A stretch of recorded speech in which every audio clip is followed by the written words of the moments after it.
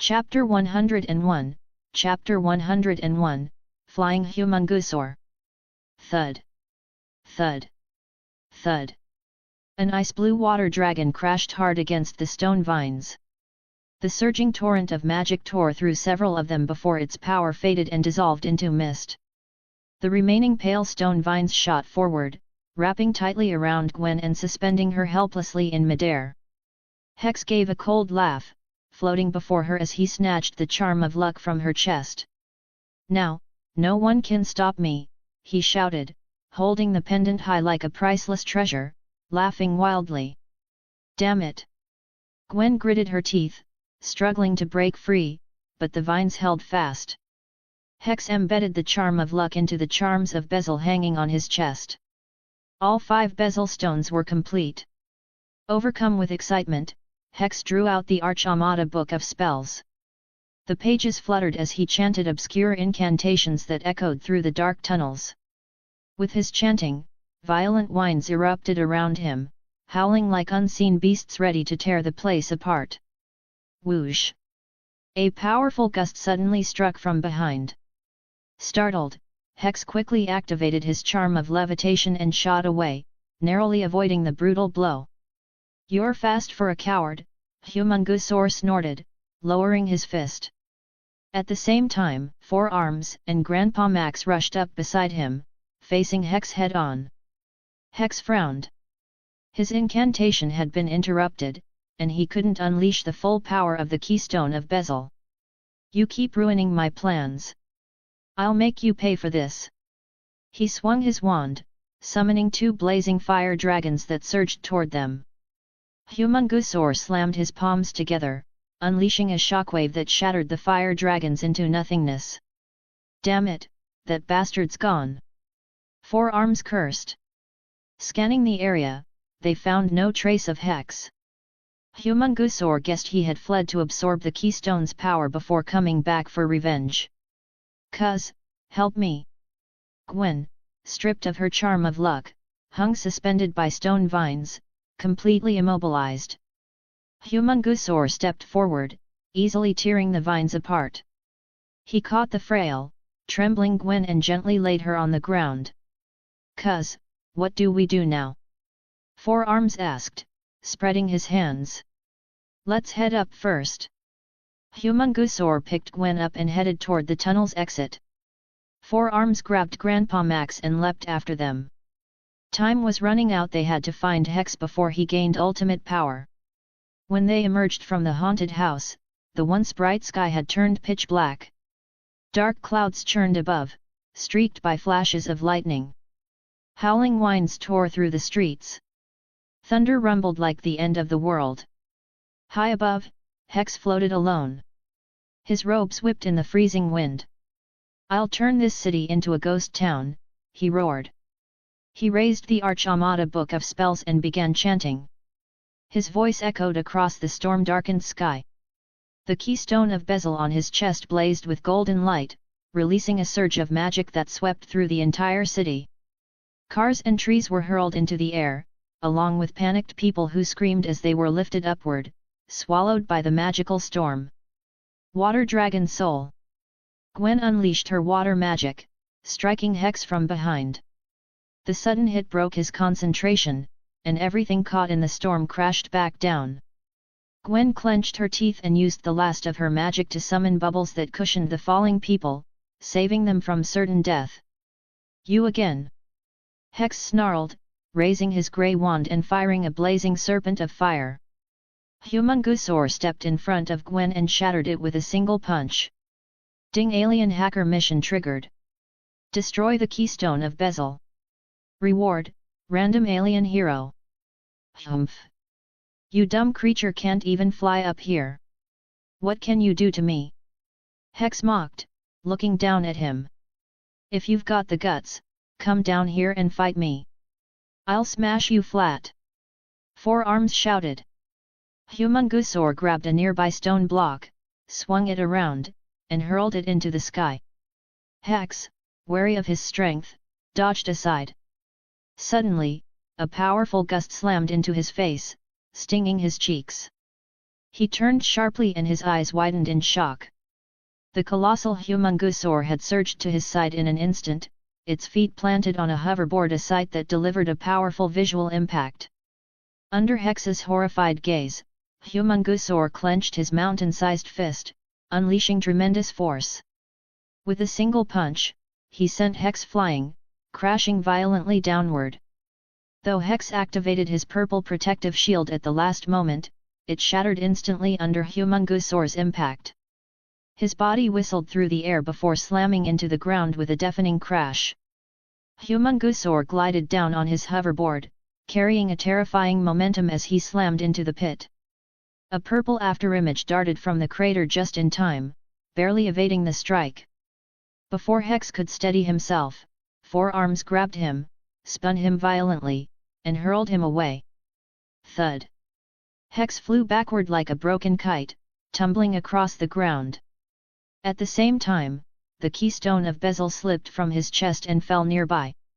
No, my pendant! Hex gritted his teeth, enduring the pain as he tried to get back up. Crash! A massive brown figure descended from the sky. Humungusaur's foot came down hard on the charms of bezel's chain, the raw force instantly crushing it into fragments. The shattered charm released an eerie blue light that drifted upward, letting out a faint wailing sound as if mourning. No! Hex's voice broke in despair. You freak, let this hero punish you. 4 arms cracked his knuckles and strode forward. You'll regret this! Hex snarled, tossing a magic stone from his cloak. It exploded in a flash of light, and his figure vanished. With that, all 5 keystones of bezel were destroyed. Ding successfully destroyed the keystone of bezel. Obtained a random alien hero chest. Can be opened anytime. Turning to take in the ruined surroundings, the group exchanged glances and smiled in relief. Hex's plot had failed. Lucian had destroyed his pendant, preventing this vibrant city from becoming a ghost town. After taking a moment to recover, the team set out once more toward their next destination. On the road, Gwen sat listlessly on the bed, hugging a soft pillow. You all did great this time.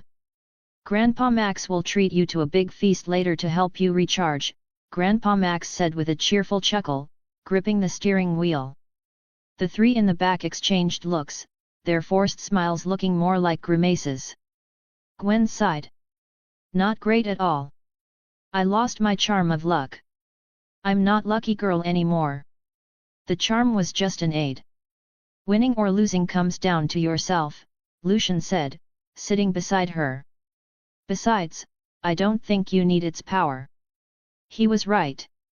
Gwen carried the bloodline of an Anodite, powerful enough without any external aid. Besides, if she kept wearing the charm, it would absorb the luck of those around her, leaving them with bad fortune, a dangerous thing. Thanks, cuz, Gwen murmured, lowering her head as her cheeks turned slightly red. Gwen, you destroyed the charm. You did the right thing, Ben mumbled through a mouthful of chocolate. Maybe.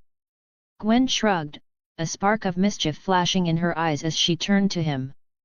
Since I lost my charm of luck, do me a small favor. What favor? Ben blinked in confusion. Just admit that I'm really awesome, Gwen sighed softly. Ben thought about it. His nerdy little cousin really had it rough. Going from a phoenix to a pigeon must hurt. Fine, he'd let her have this one. Setting down his chocolate bar, Ben cleared his throat and said seriously, Gwen, you really are amazing. Satisfied? Gwen chuckled. Super satisfied. Good, because I'm never saying it again. Ben waved her off and went back to his chocolate. Hee, no need to say it. Gwen grinned. Then she pulled out a sleek MP3 player from under her pillow and hit play. Gwen, you're really amazing. Gwen, you're really amazing. You recorded it? Oh, come on. Ben smacked his forehead, realizing he'd been tricked. Ha ha ha, you never said I couldn't record it, Gwen laughed, her voice filling the room. Beside them, Lucian shook his head with a wry smile. These two were too amusing. Thankfully so, otherwise, the journey would have been far too dull. Letting out a quiet sigh, Lucian gazed through the car window at the night sky, lost in thought. He wondered where Ghost Freak had fled, when it might return, and what had become of Kevin, who had absorbed the watch's energy. Chapter 102, Chapter 102, Senju Yenpian Cold Remedy. 2 days later, in the heart of downtown. This was Chinatown, lively and prosperous, adorned with bright lanterns and decorations, filled with elements of Chinese culture. Most of the people who lived here were of Chinese descent. Grandpa Max drove the rust bucket and parked outside a traditional Chinese medicine shop. The reason was simple: someone was sick. Ben lay pale and weak in his small bed, his nose congested, ears ringing. "Grandpa, I'm not sick. I don't want to take medicine, and I definitely don't want any shots," he said in a trembling voice. Even with a thick quilt wrapped around him, he couldn't stop shivering. Grandpa Max shook his head. "No way, Ben. You've got 102, that's a real fever. Keep this up and you'll fry your brain, kid." "Grandpa's right, Ben.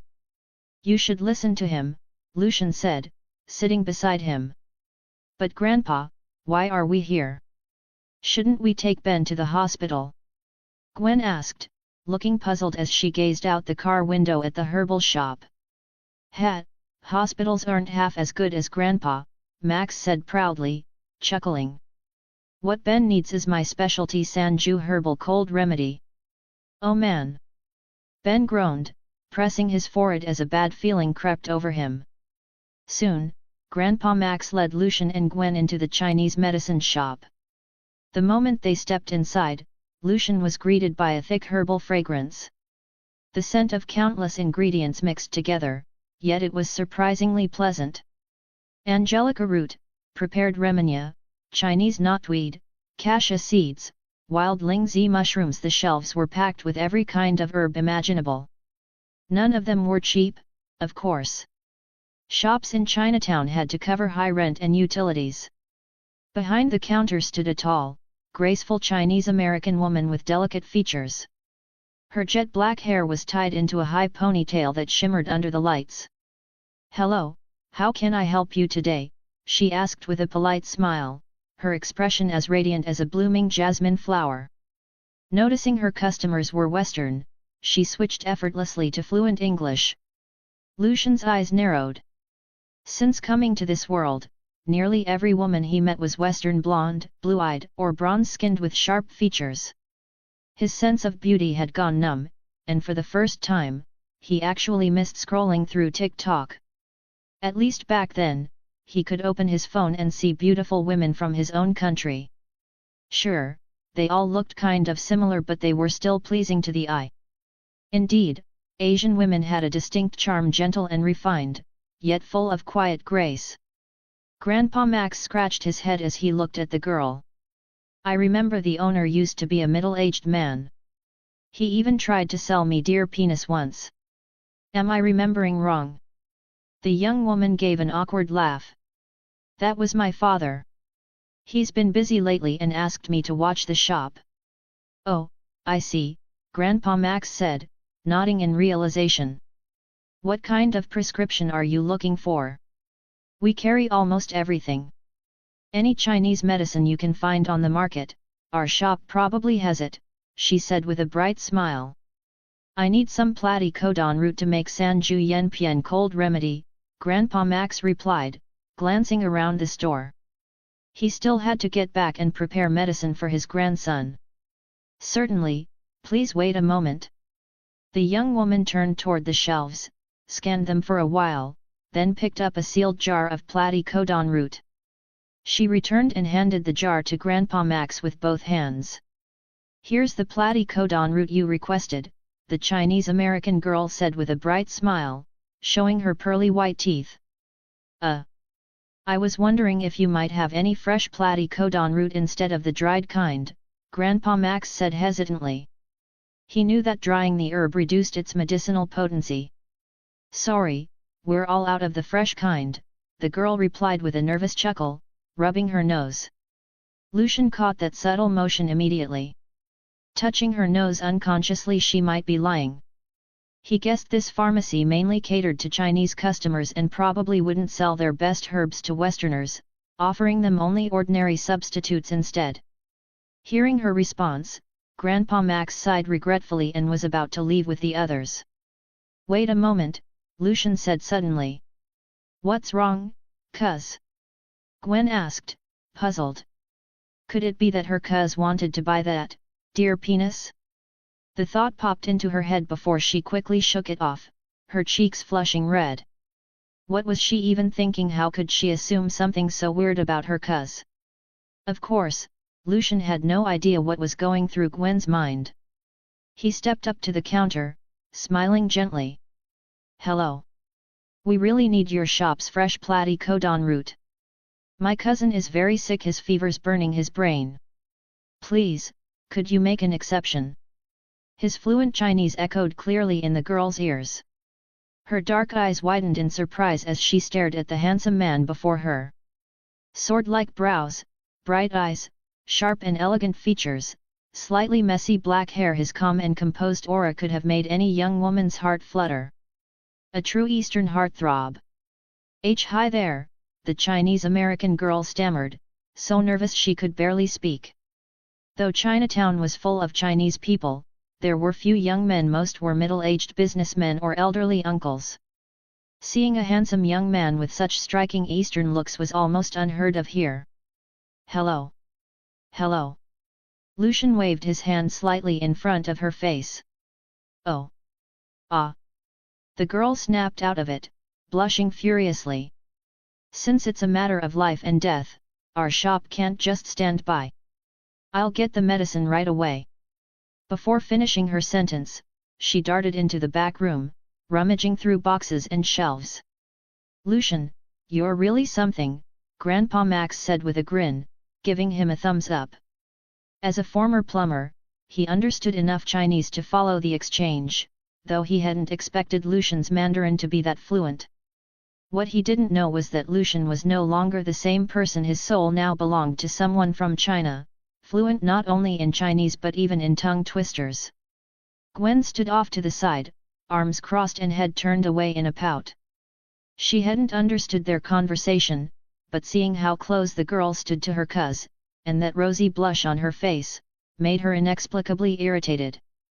Before long, the Chinese-American girl came running back, her hair slightly tousled, holding a bag of fresh platy codon root. "Here you go, handsome fresh platy codon root.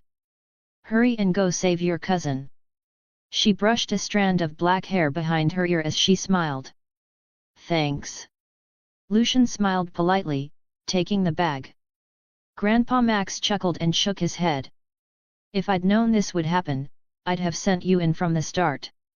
Who says good looks can't come in handy?"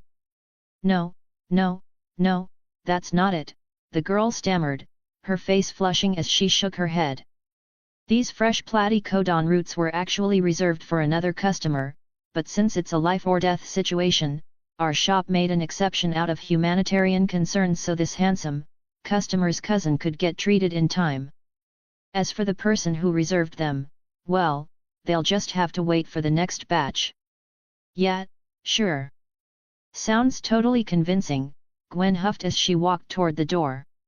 "Anyway, thanks," Lucian said with a faint smile before leaving with Grandpa Max and the others. The Chinese-American girl stood frozen, watching him go. Her eyes softened, and she swallowed hard. "He's so handsome." Chapter 103, Chapter 103, Thugs of Chinatown. Back in the rust bucket, Grandpa Max wasted no time. He went straight to the kitchenette, prepping fresh platy codon roots to brew his signature Senju Yenpian cold remedy. "Grandpa, I really don't want medicine. I'm fine." Ben rasped, slumped weakly on the bed, looking miserable. "Doofus, listen to Grandpa," Gwen said, eyes still on her laptop. "Can I at least get a snow cone? My throat hurts like crazy," Ben coughed twice. "Don't worry, Ben. Once I finish this Senju yen pien tea and add some mandrake honey syrup, it'll stop your cough, clear phlegm and soothe your throat, Grandpa said kindly, continuing to work. Lucian walked over, watching him soak the platycodon roots. Grandpa, I'm curious who taught you these traditional Chinese remedies. Senju yen pien tea was a classic herbal medicine often used to treat colds and sore throats. Usually, only people from China relied on it, since Westerners preferred modern drugs that worked faster and were easier to take just a few pills. Of course, faster results came with stronger side effects, unlike the gentler nature of Chinese herbs. Many Westerners hadn't even heard of Senju yen pien tea, let alone made it themselves. Hearing Lucian's question, Grandpa smiled. Me? I learned it from a monk. He taught me a lot, including quite a few practical herbal formulas. Grandpa, you've been to China? Gwen looked surprised. Were you really just a plumber before? Grandpa Max gave an awkward laugh. Sure. China has plumbing problems too. Really? Gwen clasped her hands behind her back, leaning forward slightly as she studied his uneasy face. Really? Boom. A sudden explosion rocked the street beside the rust bucket, shattering the calm. Everyone turned toward the window. A nearby Mercedes had exploded, reduced to flaming wreckage by some kind of weapon. At the same time, sharp screams echoed from all directions. The once peaceful Chinatown erupted into chaos. Panicked pedestrians scattered like startled birds, fleeing in every direction. Through the window, Lucian saw over a dozen armed, black-clad thugs tearing through the street. They fired wildly at anyone in sight while looting the surrounding shops. These guys are going too far, Grandpa Max said, anger flashing in his eyes. The magical girl is about to head out, Gwen said, about to jump out of the RV.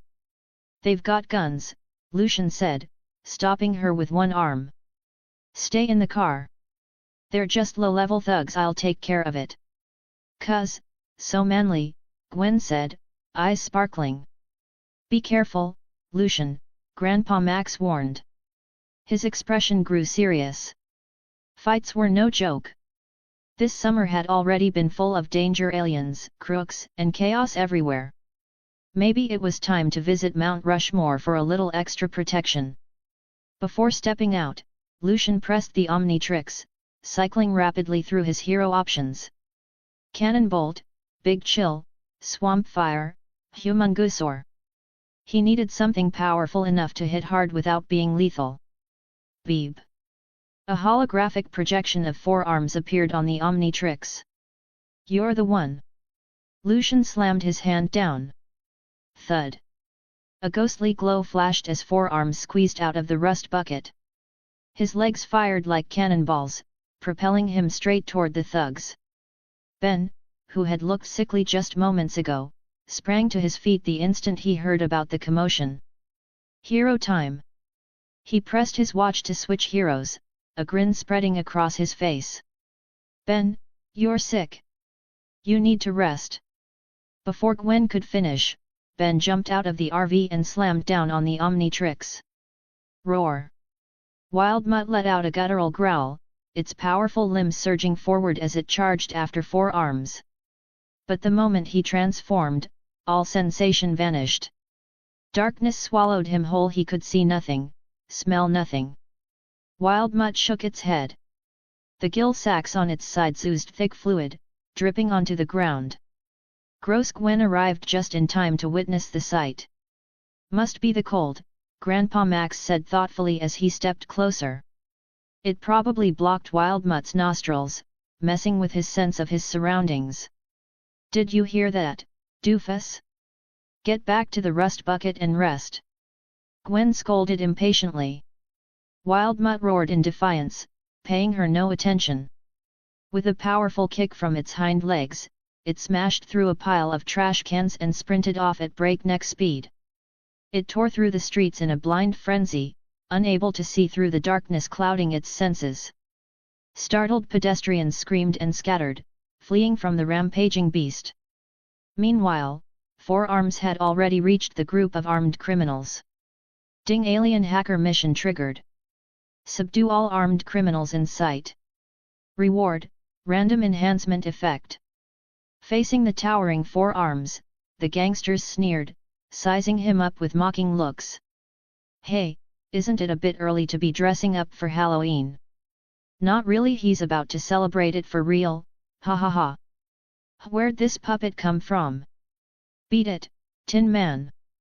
Hold up, let's grab his cash first.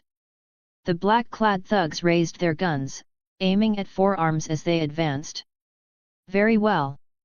Courageous. 4 Arms cracked his knuckles, a faint smile tugging at his lips. Bang! Bang! Bang! A series of heavy thuds echoed through Chinatown.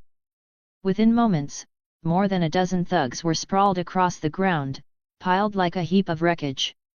They groaned and whimpered, their faces swollen and bruised, thoroughly beaten by 4 Arms. Successfully subdued all vicious thugs. 4 Arms strength enhanced by 10%. Current enhancement level, 20%. 4 Arms stretched lazily, rolling his shoulders before turning to head back. Roar! Suddenly, a beastly roar erupted from his side. Chapter 104, Chapter 104, Cockroaches. 4 Arms turned, his eyes narrowing. The disoriented wild mutt lunged at him, snarling and dripping foul-smelling slime as it charged. 4 Arms planted his feet like a mountain, towering and immovable. He spread his massive arms wide and locked them tightly around the rampaging wild mutt. Taking 2 steps back, he absorbed the full force of the impact and came to a steady halt. The wild mutt trapped in his grasp bristled instantly. Its senses were dulled, its mind a haze. It had no idea it was facing 4 Arms. Roar! Wild mutt let out a thunderous roar, baring its fangs and sinking them deep into 4 Arms' arm. A sharp sting shot through him. Frowning slightly, 4 Arms slammed the frenzied wild mutt into the ground. The violent crash sent sand and pebbles flying, cracking the ground in a spider-web pattern. Snap out of it, Ben! 4 Arms called out, stepping forward. Wild mutt growled lowly, shaking its head. Even though its cold dulled its sense of smell, its hearing still worked fine. It could recognize the voice. Grr! It crouched low, no longer attacking. 4 Arms sighed. Go home and drink the Senju Yenpian tea Grandpa made for you. That's the only way you'll get better. He walked over, tapped the Omnitrix, and turned back into Ben. Oh man, I actually bit 4 Arms. Ben slumped to the ground, completely drained. Looked like he was really sick, couldn't even tell friend from foe anymore. Beep boop. Beep boop. Sirens blared from the distance, growing louder as police vehicles rolled into the chaos of Chinatown. Under Lucian's orders, the fully armed enforcement team rounded up the thugs. A long prison term awaited them. When the officers asked how the criminals were subdued, Lucian just shrugged and said he had no idea, then led Ben back to the rust bucket. Hey, doofus! Where'd you disappear to? You had me and Grandpa worried. Gwen stood waiting at the door. Relax, nerd. The big hero's fine. Ben sniffed, looking pale and weak. Just then, Grandpa Max came over with a bowl of brown Senju Yenpian tea. Drink up, Ben. You'll feel better faster, Grandpa said kindly. Ben took the bowl, sniffed it, and immediately gagged. Ugh, gross. Come on, Lucian said, ruffling his hair. If you don't, that cold will mess up your alien hero transformations. You don't want that, do you? Of course not. Ben pinched his nose and gulped the tea down in one go. All right, kids, Grandpa Max said as he climbed into the driver's seat. I heard there's a big lecture nearby, huge crowd, all about new city development. Thought we could check it out. Might be good for you. No one objected, and they all got busy preparing. About 20 minutes later, the rust bucket stopped outside a packed venue. On stage, a young woman in professional attire was giving an impassioned speech about the city's future planning and reconstruction. "Thank you, everyone, for supporting my urban renewal plan. We'll clear away all the old buildings in the city center and let new life bloom in our beautiful city. There's still one rundown apartment that hasn't been demolished, but our team will do everything we can to bring everyone a better, more comfortable environment." Gwen pressed a hand to her forehead, peering at the stage through the sea of people. "Grandpa, there are way too many people. Do we really have to go in? Since it's so crowded, let's just listen from here," Grandpa chuckled. "Then we'll grab lunch." Lucian stood beside the rust bucket, scanning the area. He remembered this scene. Someone was about to stir up trouble, though he couldn't recall exactly who. Inside the rust bucket, Ben lay on the bed, game controller in hand, playing the latest sumo slammers. Even with a cold, the moment he started gaming, his energy returned instantly. Clack! A giant cockroach suddenly landed on the window, startling Ben so much he nearly dropped the controller. "Just a cockroach." Ben let out a sigh of relief and stuck out his tongue at the creature. "Shoo, you little stinker! You can't get in!" Clatter! The next instant, a swarm of blood-red cockroaches swept past the window like a raging tide, surging straight toward the lecture stage ahead. "Oh!" Ben's hands went slack, and the game controller slipped from his grip, hitting the floor with a dull thud. Chapter 105, Chapter 105, Insectoid Monster. The sun shone brightly, and the breeze was gentle. Amidst the bustling crowd, a tall podium stood where a slender woman passionately delivered a speech about the city's future urban planning. The audience broke into applause from time to time, their cheers and shouts of approval ringing through the air. Buzz! A yellow bee fluttered past, gliding above the crowd's heads. A few people glanced up but quickly turned their attention back to the speaker, not giving it much thought. 1 bee. 2 bees. Then more and more began to appear, until the swarm grew dense enough to stir panic and confusion among the spectators. The once clear, blue sky was suddenly swallowed by a terrifying storm of insects, blotting out the sunlight. Cockroaches, hornets, locusts, flying ants, swarms of hideous, dangerous bugs fused together into a churning vortex that raged within a 100-meter radius. In moments, the sky darkened. The droning buzz and shrill cries of countless wings filled the air, slicing through the crowd's nerves like knives. "Ah! So many bugs run! How can there be this many insects? Ah! My new bag, those cockroaches chewed through it! Someone, help us!" Screams, pleas for help, and the gnashing and chittering of insects blended into a cacophony that drowned the square in chaos. Many people tried to flee, but were engulfed by waves of cockroaches and hornets. The dense swarm clung to them like an insect's suit, smothering them until they collapsed, writhing in agony before going still. Masses of termites swept across the ground like an unstoppable army. Wherever they passed, nothing survived. Their voracious biting devoured everything in sight without restraint. On stage, the speaker trembled uncontrollably, her panic overtaking her as she looked out at the devastation. Her hands shook as she prepared to leap from the podium. Suddenly, a raspy voice echoed from above. "Hello there, beautiful lady." The woman looked up, her pupils contracting sharply. A middle-aged man hovered above her, his clothes tattered and filthy.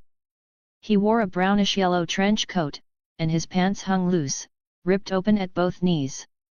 But the most horrifying part was that he stood upon a writhing mass of flying locusts. His body was crawling with cockroaches, termites, and spiders, a living nest of crawling horror that made her skin crawl. "It's you!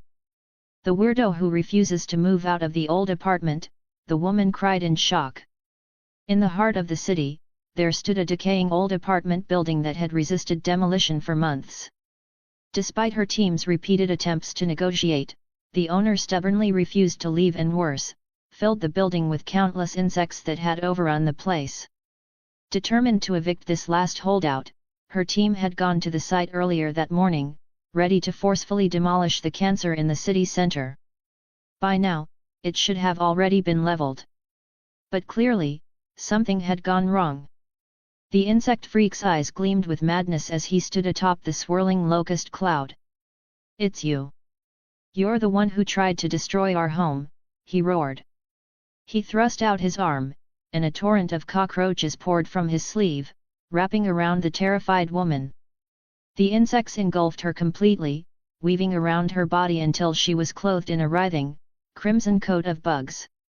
The woman hung suspended in midair, half her face visible as she screamed, "What the hell do you want?"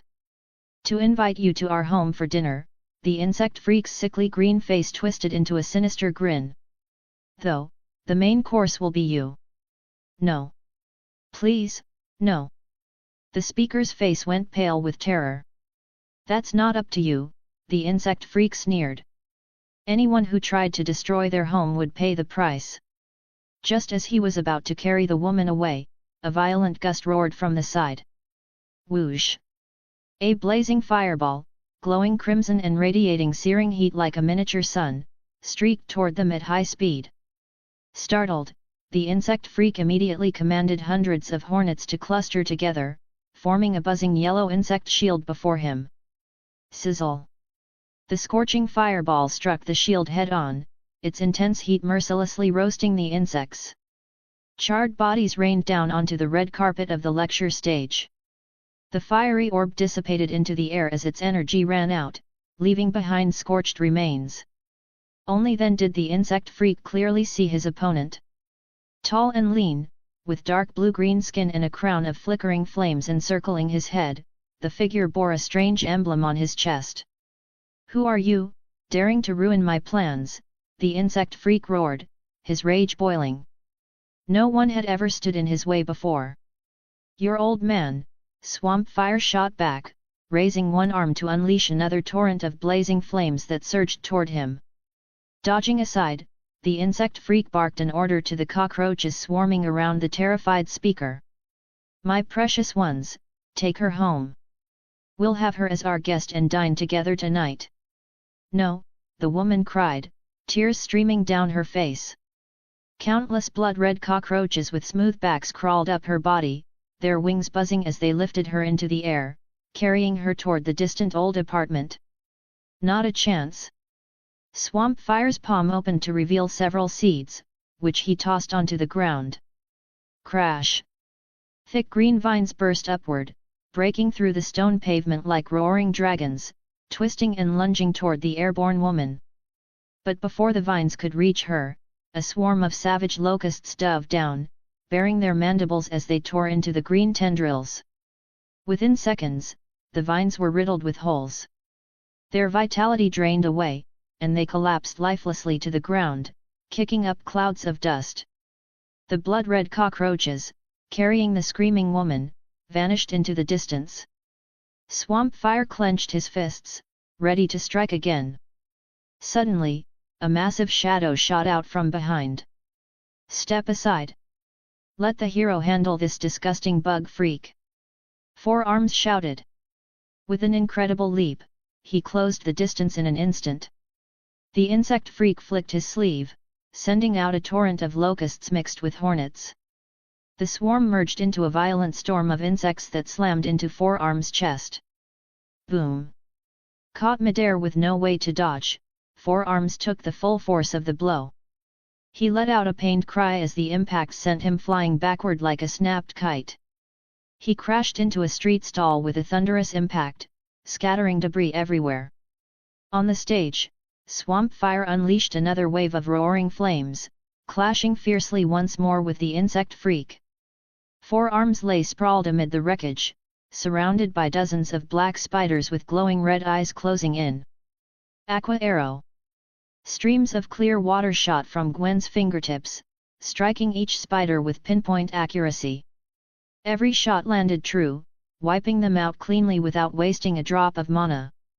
"Doofus, you okay?" Gwen called out as she ran up. How could the great hero be hurt? "I'm going to help my cuz pound that creep." Four Arms got to his feet. A foul stench suddenly wafted from his armpits. Ugh, that's disgusting. Gwen pinched her nose. Four Arms glanced down and saw his armpits covered in clusters of green pus-filled boils, oozing and stinking terribly. It must be Ben's cold that even made Four Arms' armpits rot into boils. Grandpa Max said as he came running over, panting. Oh man! Four Arms scratched his head. Whatever, I'm still going to help Lucian. With a powerful jump, he launched himself like a cannonball straight toward the podium. Around them, swarms of insects still filled the air. Grandpa Max and Gwen wasted no time, rushing to help the civilians bitten or trapped by the bugs. Swamp Fire brought his palms together, summoning roaring flames that intertwined into a massive crimson pillar. The blazing heatwave surged toward the insect freak. Now the insect freak was completely covered in cockroaches, as if clad in a hardened red armor. He commanded legions of vile insects with terrifying power. Cockroaches focused on defense, while hornets, termites, spiders, and others attacked in waves. The battle grew more and more intense. This guy's a real pain, Swamp Fire muttered, smacking away a spider and stepping back. The freak seemed to have an endless swarm kill one horde, and another replaced it immediately. Ha! You can't beat me, Plant Man, the insect freak taunted proudly.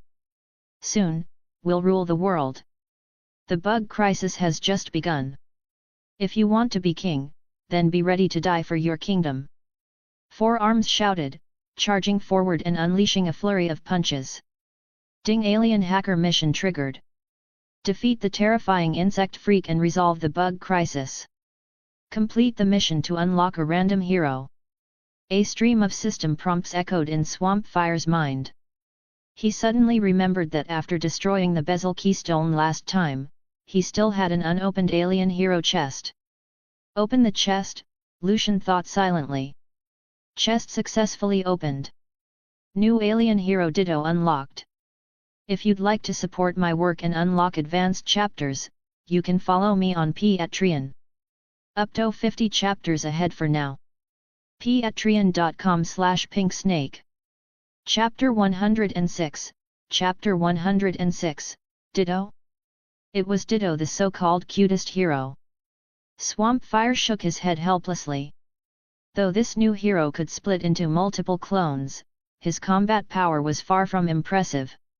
He had no exceptional strength or speed, only the ability to divide infinitely. Worse, if even one clone died, the original would die too. The ability felt almost useless. If it were Echo Echo, that would be different. Not only was his combat ability strong, but even if all but one clone were destroyed, it wouldn't affect his survival. Watching the insect freak and Four Arms locked in fierce battle, Swamp Fire spread his palms and unleashed a wave of roaring flames as he charged up the towering lecture platform. Boom! The insect freak, clad in cockroach armor, swung his massive, blood-red fist, its terrifying power smashing down toward Four Arms. You idiot! Taste my power! Four Arms blocked the attack with one hand and struck back with the other, slamming his iron-like fist straight into the insect freak's chest. But the sandbag-sized punch vanished as if it had sunk into a swamp, swallowed by the swarm of cockroaches. The insects clung to the insect freak's body, trapping Four Arms' fist so tightly he couldn't pull free. Who's the idiot now? The insect freak sneered coldly, raising his thick leg and kicking Four Arms hard, sending him flying. Just as he was about to press his attack, Swamp Fire arrived in time. His towering figure stepped in front of Four Arms, his palms igniting as he hurled blazing flames that forced the insect freak back. Covered in crawling cockroaches, the insect freak's half-exposed greenish face twisted in rage. His eyes burned with ferocity as he growled, "Plant Man, try this on for size." The moment his words fell, he summoned a horde of termites from beneath the ground. They surged forward at astonishing speed, flooding across the lecture hall floor like a torrent of white grains. Within seconds, they had surrounded Swamp Fire and Four Arms completely. Caught off guard, Four Arms was quickly overrun. The termites crawled up his legs and burrowed into his pants, unleashing waves of unbearable itching that made him thrash and roll in agony. Despite his thick, tough skin, even the vicious termites couldn't bite through him. They only left an unbearable itch crawling over every inch of his body. "Hold still," Swamp Fire said calmly. He swung his arm, releasing a burst of fire that scorched Forearm's lower body, burning away the termites. Then, planting both palms against the ground, he drew a blazing circle of fire around them, forming a protective barrier. Countless termites charged fearlessly into the flames, throwing themselves at the ring of fire like moths to a flame. One after another, they were consumed and turned to ash, leaving nothing behind. Thud! Thud! Thud! Heavy footsteps echoed as the insect freak raised his massive, hammer-like fist.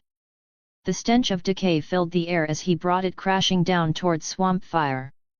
Swamp Fire snorted coldly and stepped back with his right leg, clenching his blue-green fist. He grounded his stance, body coiling like a spring before unleashing his full strength. His fist met the insect freak's head-on. Boom! A deafening explosion rang out as their fists collided, sending out a violent shockwave.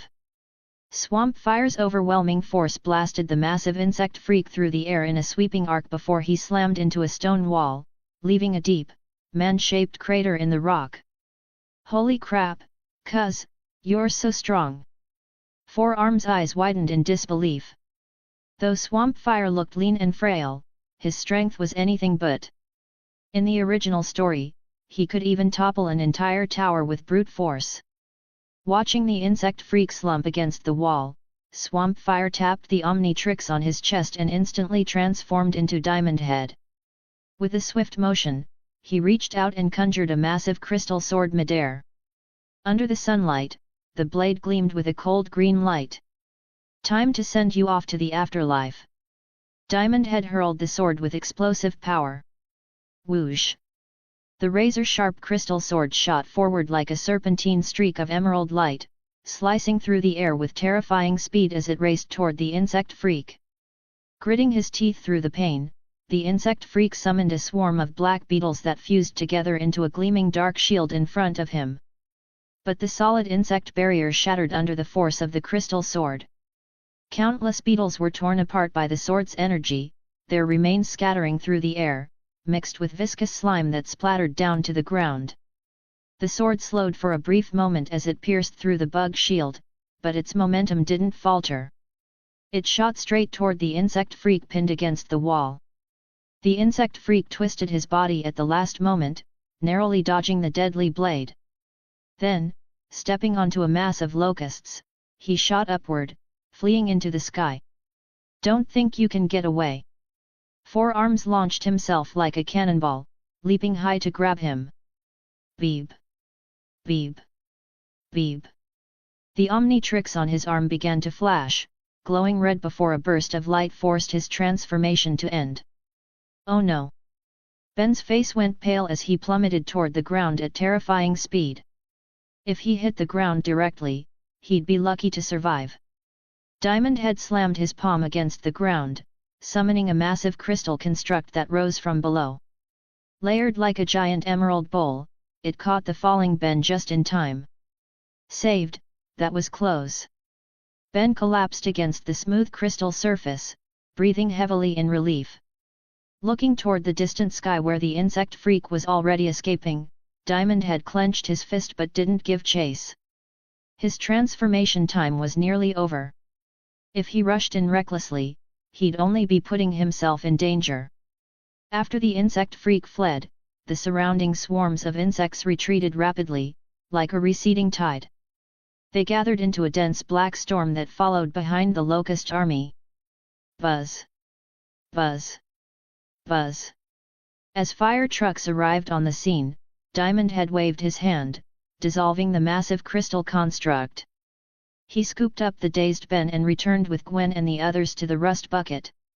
Achoo! Ben flopped back onto the bed, sneezing loudly. "Mr. Puss Pocket, you'd better rest up." Gwen teased with a grin, still vividly remembering Forearm's pus-covered armpits. Ben opened his mouth to snap back but was cut off by another sneeze. With a groan, he pulled the blanket over his head and went to sleep. "All right, Gwen, stop teasing Ben," Grandpa Max said from the driver's seat, eyes focused on the road ahead. "The insect mutant took that woman. We need to find them quickly. But we've got no clues. How are we supposed to track them?" Ben mumbled tiredly. "Found it," Gwen said, typing rapidly on the computer. "The only old apartment building in the city center that hasn't been demolished yet, it's 8610 Chester Street." "You're amazing, Miss Know-It-All." Ben yawned. "Let's get going. I can't wait to pound that bug freak." "Ben, you've got a cold. Don't transform recklessly, or it'll mess with your alien hero," Lucian said calmly. "He's right, Ben. You need to listen," Grandpa Max warned, his tone serious. "First a disoriented wild mutt. Then 4 arms with boils. Who knew what the next transformation would turn into?" "All right, fine," Ben said quickly, then muttered under his breath, "Yeah, sure." Chapter 107, Chapter 107, The Sick Heat Blast. 8610 Chester Street. A dilapidated old apartment stood awkwardly among the gleaming new buildings that surrounded it, its cracked walls etched with the marks of age and decay. A cool breeze swept through, carrying bits of flaking plaster that drifted briefly in the air before dissolving into pale dust and vanishing into the wind. Inside the dark, musty halls, countless insects lurked within the shadows, their faint rustling sounds echoing eerily through the building. Ms. Mia, the woman who had been giving the speech, was bound tightly and imprisoned in a pitch-black room. Her face had gone pale as snow, her body trembling while black spiders crawled across her arms and neck. She didn't dare move a single inch. "These are black widows. I suggest you don't move," the insect freak hissed, his glowing green eyes filled with menace. "Our grandfather built this apartment. I live here with them. No one can drive us out." Ms. Mia's entire body quivered. I can arrange a better place for you to live. Please, just let me go." "No, we don't need it," the insect freak snarled through clenched teeth. "This building is our true home. We'd rather die than leave." All right. I won't try to evict you, and I won't have the building torn down. Can you let me go now?" Tears welled in Ms. Mia's eyes as she pleaded, "Please, I'm begging you." The insect freak gave a chilling grin. "I could, but they're hungry. I can't let my little darlings starve." At his words, countless locusts and cockroaches poured out from behind him like a living tidal wave, swarming straight toward the terrified woman. "Ah!" Ms. Mia screamed, her voice piercing the silence. Just as the insects were about to engulf her, a streak of blue light flashed past, whisking her away in an instant. As he sped through the air, XLR8 extended his sharp black claws, flicking away the black widow spiders clinging to Ms. Mia. They burst apart midair into disgusting bits of debris. In the blink of an eye, XLR8 dashed out of the crumbling apartment and stopped beside the nearby rust bucket. He retracted his visor and gently set the trembling Ms. Mia down, handing her to Grandpa Max and Gwen. "Get her to safety. The insect freak's mine." Thank you, Flash," Ms. Mia stammered, still in shock, struggling to believe what had just happened. "I'm not Flash," XLR8 said flatly. Then, with a quick slip of his foot, he vanished, leaving behind only a sharp gust of wind. Grandpa Max chuckled. "That kid really can move. Cuz is so cool," Gwen said, her eyes shining as she watched the direction he disappeared. "Excuse me, do you know that speedster?" Ms. Mia asked hesitantly. "I want to thank him properly for saving my life." "No need," Gwen replied with a small pout. As everyone settled back into the rust bucket and Grandpa Max went to start the engine, Ben, who had been sleeping soundly, suddenly stirred awake. He sniffled, glancing around in confusion. "Where are we? And where's Cuz?" he went to the bathroom, Gwen said with a nervous laugh. Doofus, your cold's still not better. Just rest a little longer. Liar. I definitely heard XLR8's voice just now. Ben said, jumping to his feet and bolting out of the rust bucket. Boom. From the direction of the old apartment came the echo of violent impacts, followed by clouds of thick dust rising into the sky. Going hero, Ben said with a grin, sniffing once before charging toward the commotion. Inside the crumbling building, a fierce battle was underway. XLR8 moved with the grace of a sparrow, darting and weaving through the swarm of attacking insects. In a blur, he appeared right in front of the insect freak. Clenching his fist, he struck out, his arm becoming a streak of blue light as his punch slammed straight into the creature's head with blinding speed. But the insect freak didn't budge. He stood firm like an unshakable mountain, the dense layer of cockroaches on his body rustling and shifting. From within the blood-red armor of insects came his hoarse, rasping voice. No matter what kind of monster you are, you'll never defeat me. With that, he stretched out a blood-red claw to grab him. The massive hand, crawling with cockroaches and reeking of a nauseating stench, lunged toward XLR8 with terrifying force. XLR8 blinked out of sight just in time, dodging the attack. In the next moment, he became a streak of blue afterimages, racing in rapid circles around the insect freak. Whoosh! A violent whirlwind roared to life, the air itself twisting into a towering blue tornado that swallowed the insect freak whole. The raging winds didn't stop there, they ripped apart the entire old apartment, scattering rubble and exposing every venomous pest that had been lurking within. Boom! With a deafening crash, the building collapsed under the force of the swirling tornado, reduced to heaps of debris as dust and shattered stone filled the air. Once the destruction was done, XLR8 halted his spin and zipped to a stop a short distance away. The fierce tornado gradually died down, and the insect freak, who had been swept high into the air, lost his lift and came crashing down. Thud! The insect freak slammed into the ground, splattering foul green slime everywhere. He staggered back to his feet, half of the cockroaches on his body crushed and dead. No, he howled, clutching at a handful of broken insect corpses before glaring furiously at XLR8. You'll pay for this. Wrong. You're the one who's going to pay for this. XLR8 shook his head, tapped the Omnitrix on his chest, and transformed into the sleek, spectral Big Chill. We are invincible. The insect freak's eyes gleamed with madness as he raised both hands high, summoning every insect within a kilometer. Cockroaches, locusts, centipedes, earthworms, beetles, crickets, and more all converged in a massive, multicolored swarm, wings beating as they raced toward him in an overwhelming tide. You won't live to see it. A cold glint flashed in Big Chill's eyes. Just as he was about to strike, a familiar voice called out from nearby. Going hero! Ben ran up, lifted his wrist, and slammed down on the Omnitrix. Thud! A blue heat blast appeared where he stood. Why does this feel weird? Heat Blast stared at his hands in confusion. Forget it. Beating up bug freaks comes first. He raised his palm and aimed at the insect freak in the distance.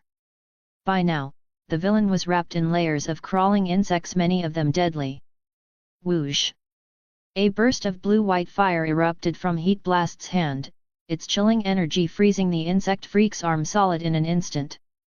But within moments, the ice was devoured by a swarm of beetles. Cool! Heat Blast gawked at his hand. My cold, froze my flames.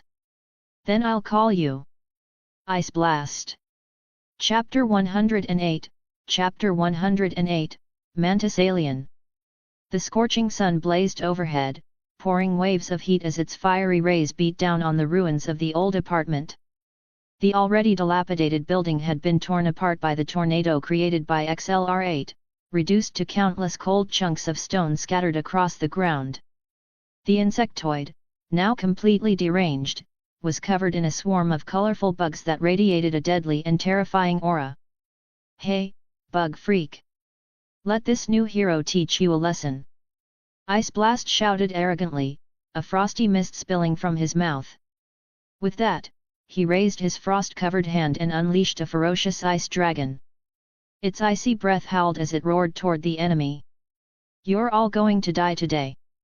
The insectoid scattered the bugs crawling over him, then summoned a massive horde of mantises that swarmed around his body. In an instant, he transformed into a towering mantis man. His entire body turned a leafy green, and his arms became mantis forelimbs sharp as scythes, gleaming with a cold, serrated light that sent chills down the spine. You freaks will all become our food. The mantis man swung his blades, cleaving the ice dragon apart, then fixed his cold gaze on the group. Big Chill spread its wings, sending a powerful gust through the air as it soared upward and dove toward the mantis man below. Seeing his cuz join the fight, Ice Blast refused to be outdone. His entire body erupted with freezing energy as he charged forward, teaming up with Big Chill to attack the insectoid. Buzz!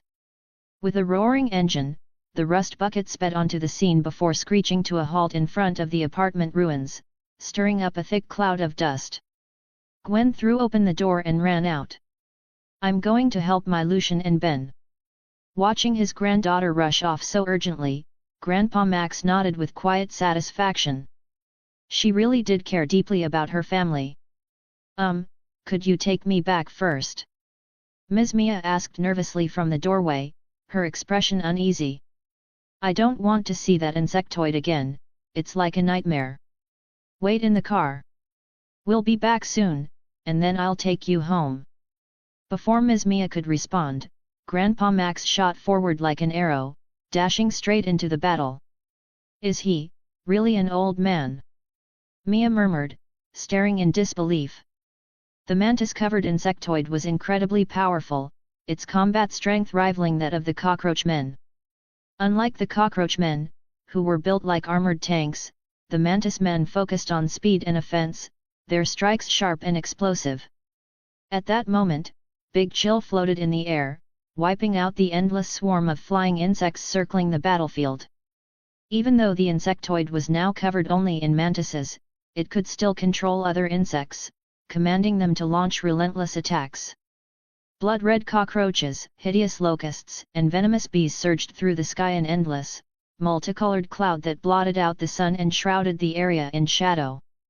Darkness spread. The insects swarmed madly, creating an apocalyptic scene that sent countless pedestrians screaming and fleeing in terror. Above the city, a massive tide of blood-red cockroaches gathered into a writhing tsunami. The swarm rolled forward like a living storm, crashing down on Big Chill in a terrifying wave. Big Chill stayed calm, instantly phasing into its ghostly form. Only a faint blue humanoid outline remained, hovering silently in the air. Crash! In the blink of an eye, the frenzied tide of cockroaches engulfed Big Chill completely. Crack! Every cockroach that passed through its spectral body froze solid, turning into glittering blue ice sculptures that fell like hail onto the ruins below. Once the swarm was destroyed, Big Chill returned to its physical form.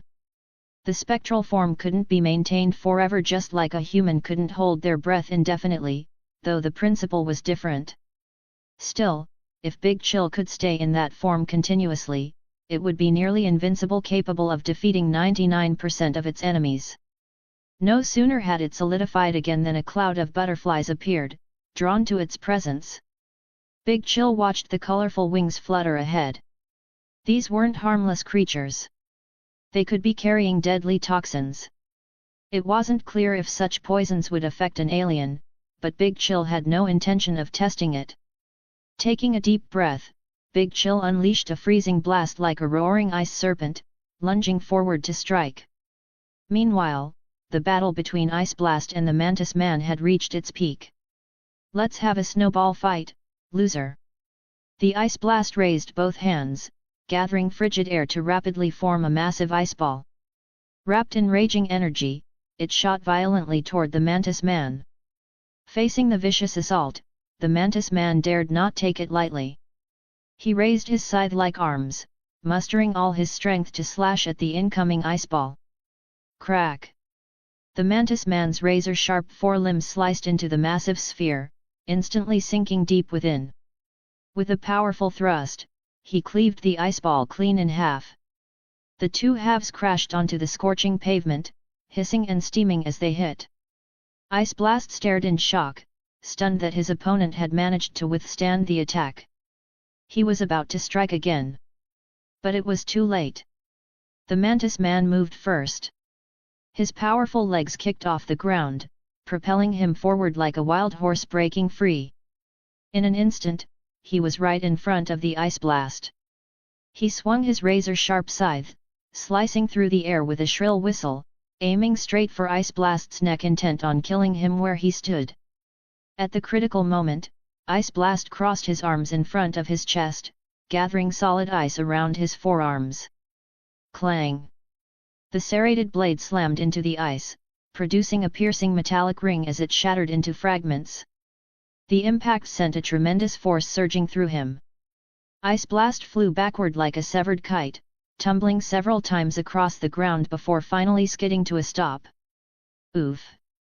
Ice Blast lay sprawled on the ground, pain coursing through his body. Though he had managed to block the scythe's blow, the sheer momentum behind it was overwhelming. Heat Blast's strength alone wasn't enough to resist it. Just as the insectoid was about to press his advantage and finish off Ice Blast, two figures suddenly appeared, blocking his path. Water Dragon Soul. Gwen chanted an incantation, summoning a ferocious water dragon that roared forward with overwhelming might. Boom! The swift and powerful water dragon, surrounded by thick vapor, let out a thunderous roar as it crashed into the towering mantis man. Hit by the water dragon soul, the mantis man grunted, staggering back 3 or 4 steps before managing to steady himself. Unnoticed, Grandpa Max had slipped around to the mantis man's side. He grabbed a metal trash can and swung it down hard. A cold gleam flashed. The trash can split cleanly in two. "You're asking for it." The mantis man's eerie green eyes glared viciously at Grandpa Max. His form flickered, and in an instant, he appeared directly before him, scythe raised high. He brought the deadly blade crashing down. If you'd like to support my work and unlock advanced chapters, you can follow me on Patreon. Up to 50 chapters ahead for now. Patreon.com/pinksnake. Chapter 109, Chapter 109, Cloaked in Locust Armor. No. As Grandpa Max was about to be struck, Ice Blast thrust his palms downward, unleashing a surge of icy pillars that shot out like arrows loosed from a bow. But it was already too late. In the blink of an eye, a blue figure flickered in front of Grandpa Max, extending frozen hands to catch the sharp scythe. Lucian. Grandpa Max looked at Big Chill's back, his heart a swirl of emotions. "Grandpa, run!" Big Chill turned his head, his arms trembling uncontrollably. The mantis man's strength was beyond anything he had imagined. Without a power-type alien hero, a head-on fight was impossible. Grandpa Max knew staying would only get in the way. He immediately turned and sprinted out of the combat zone. Big Chill's frozen palms released a biting chill that spread rapidly, crawling up the mantis man's scythe. The mantis man's eyes widened in shock as he tried to yank his hands free. Boom! A shadowy figure came rushing in from the side, wrapped in a freezing aura, and slammed hard into the mantis man, sending him flying. "Don't you dare hurt my grandfather!" Ice Blast grabbed the mantis man by the neck with one hand and threw a barrage of solid ice punches with the other. His fists struck like a raging storm, hammering the opponent's face again and again. Perhaps driven by rage, Ice Blast's power spiked dramatically. He smashed through the dense swarm of mantises, their green fluids splattering as he pounded the insectoid's true body. Boom! The two fighters were sent hurtling sideways, crashing into a stone wall and kicking up a cloud of dust. Big Chill spread his massive wings, whipping up a frigid gust that scattered the haze, revealing the scene within. The once dominant Ice Blast now lay flat on the ground, pinned beneath the mantis man's foot, completely unable to move. "You little brat, you almost had me," the mantis man said coldly. Most of the mantis armor covering his body had been destroyed by Ice Blast's furious assault. Big Chill dissolved into his ghostly form and darted forward, gliding like a phantom of ice and snow. In a flash, he was upon the mantis man. The mantis swung his glowing blue scythe in a wide arc, trying to cleave his foe in two. To his shock, Big Chill passed straight through the blade and sank directly into his body. Crack, crack! A chilling frost spread from within, freezing the mantis man from the inside out. The ice solidified at a terrifying speed, covering him completely. Even as the remaining mantises on his body clawed and bit frantically, they couldn't outpace the freezing. In moments, the insectoid was trapped within a thick shell of ice frozen solid like a statue. Big Chill had originally planned to switch into Cannonbolt and finish the job with a crushing blow, but he had already transformed once and couldn't switch again. Looking at the frozen insectoid, Big Chill kicked the ice statue hard, sending it hurtling across the street where it shattered against the pavement. He then grabbed Ice Blast and flew over the ruined ground, landing before Grandpa Max and Gwen. "Don't worry about me. I still have 300 rounds left with that bug freak," Ice Blast shouted, clenching his fists angrily. Boom! A burst of red light flared from his body, and Heat Blast reverted back into Ben's human form. "Hey, doofus hero, go on then," Gwen said, arms crossed. Ben blinked at his hands. "Guess it's still not time yet." "Ben, you'd better thank Lucian. If it weren't for him, you'd be in serious trouble," Grandpa Max said, still shaken. He turned toward Big Chill. "And earlier he saved me too." "Thanks, cuz," Ben said, uncharacteristically serious. "We're family." "No need to thank me," Big Chill replied, waving him off before turning to face the slowly approaching insectoid. "I'll handle him. Stay back. Cuz, I can help," Gwen said quickly. She wanted to prove herself to show her cuz she could stand beside him. "Your magic isn't strong enough to hurt that thing," Big Chill said hoarsely, shaking his head. "Listen to me. Good kids know when to obey." Gwen's face flushed bright red, burning like a ripe tomato. By then, Big Chill had already charged forward. The savage mantis man had shattered the ice encasing him, his face twisted with fury. He summoned a massive swarm of locusts to cover his body. The golden tide churned violently, biting and tearing at the remaining mantises on his body in a blood-soaked frenzy. Eat up! Eat up! Replenish your energy," the insectoid chuckled darkly. Before long, the insectoid shed his green robes, replaced by gleaming golden armor. A suit of locust armor covered him. Big Chill let out a cold snort, exhaling icy mist from his palms as two razor-sharp ice spears formed within them. With a swift motion, he hurled them with fierce force straight at his opponent. The insectoid shot out both hands, seizing the spears with lightning speed. With a powerful squeeze, he crushed them to pieces. He then kicked off with both legs, clenching fists the size of sandbags as he roared and charged forward. Big Chill released another burst of freezing air, forming a smooth layer of ice beneath the locust man's advancing foot. Caught off guard, the enraged locust insectoid stepped directly onto the slick surface. With a loud crash, he lost his footing and fell awkwardly to the ground.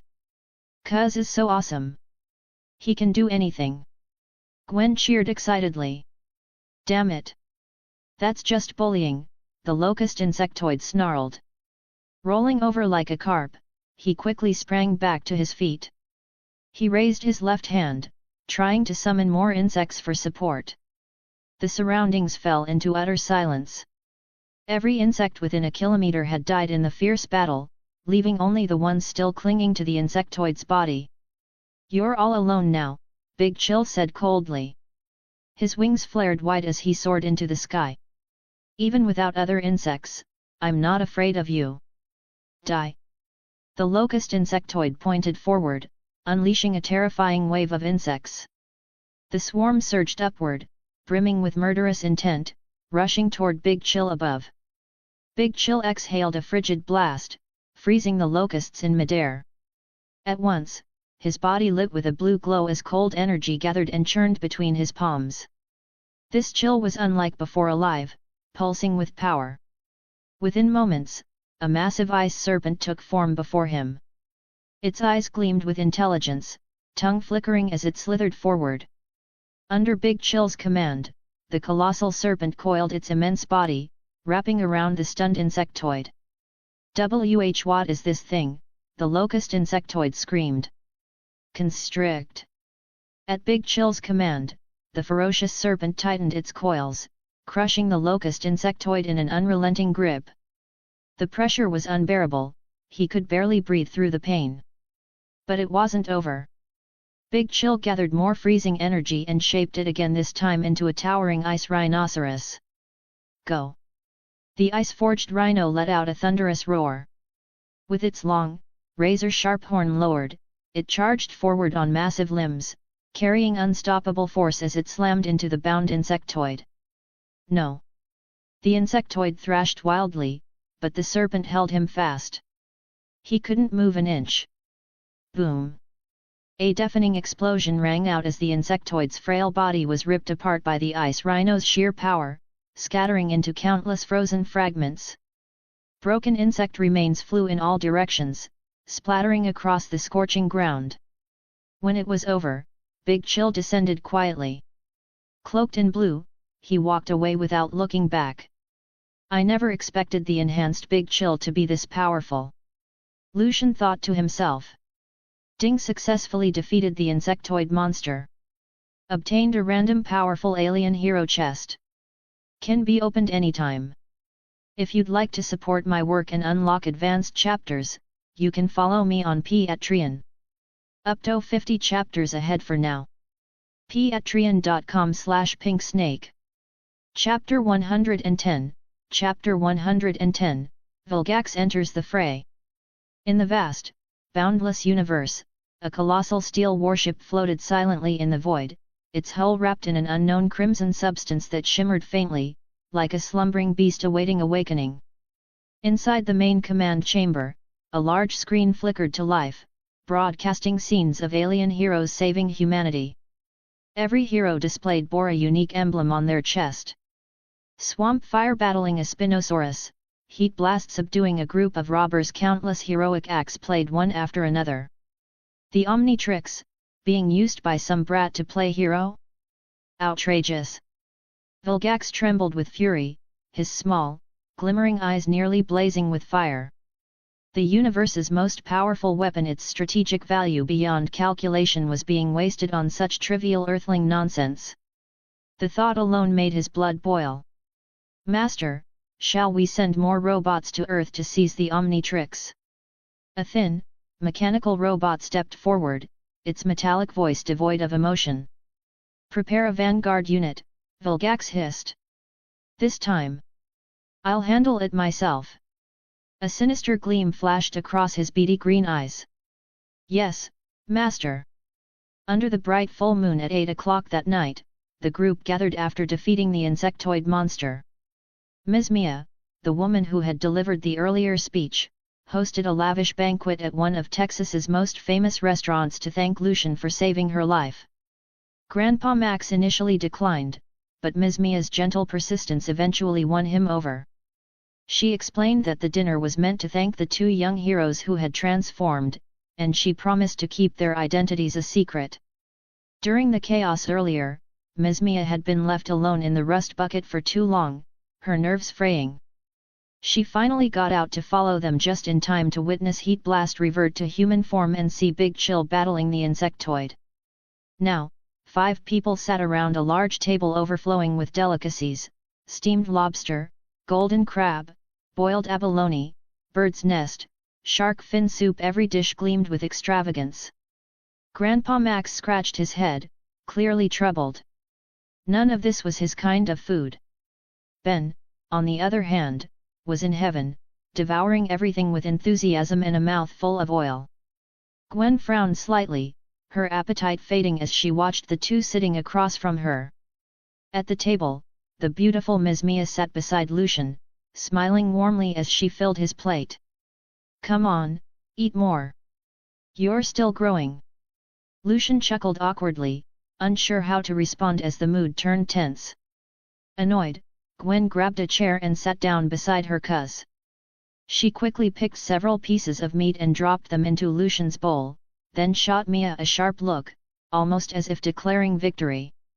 What an adorable little girl, Ms. Mia said with a soft laugh, seemingly unbothered. The table was a strange mix of smiles and tension. Only Ben seemed blissfully unaware, continuing to eat like a tornado, sweeping the table clean.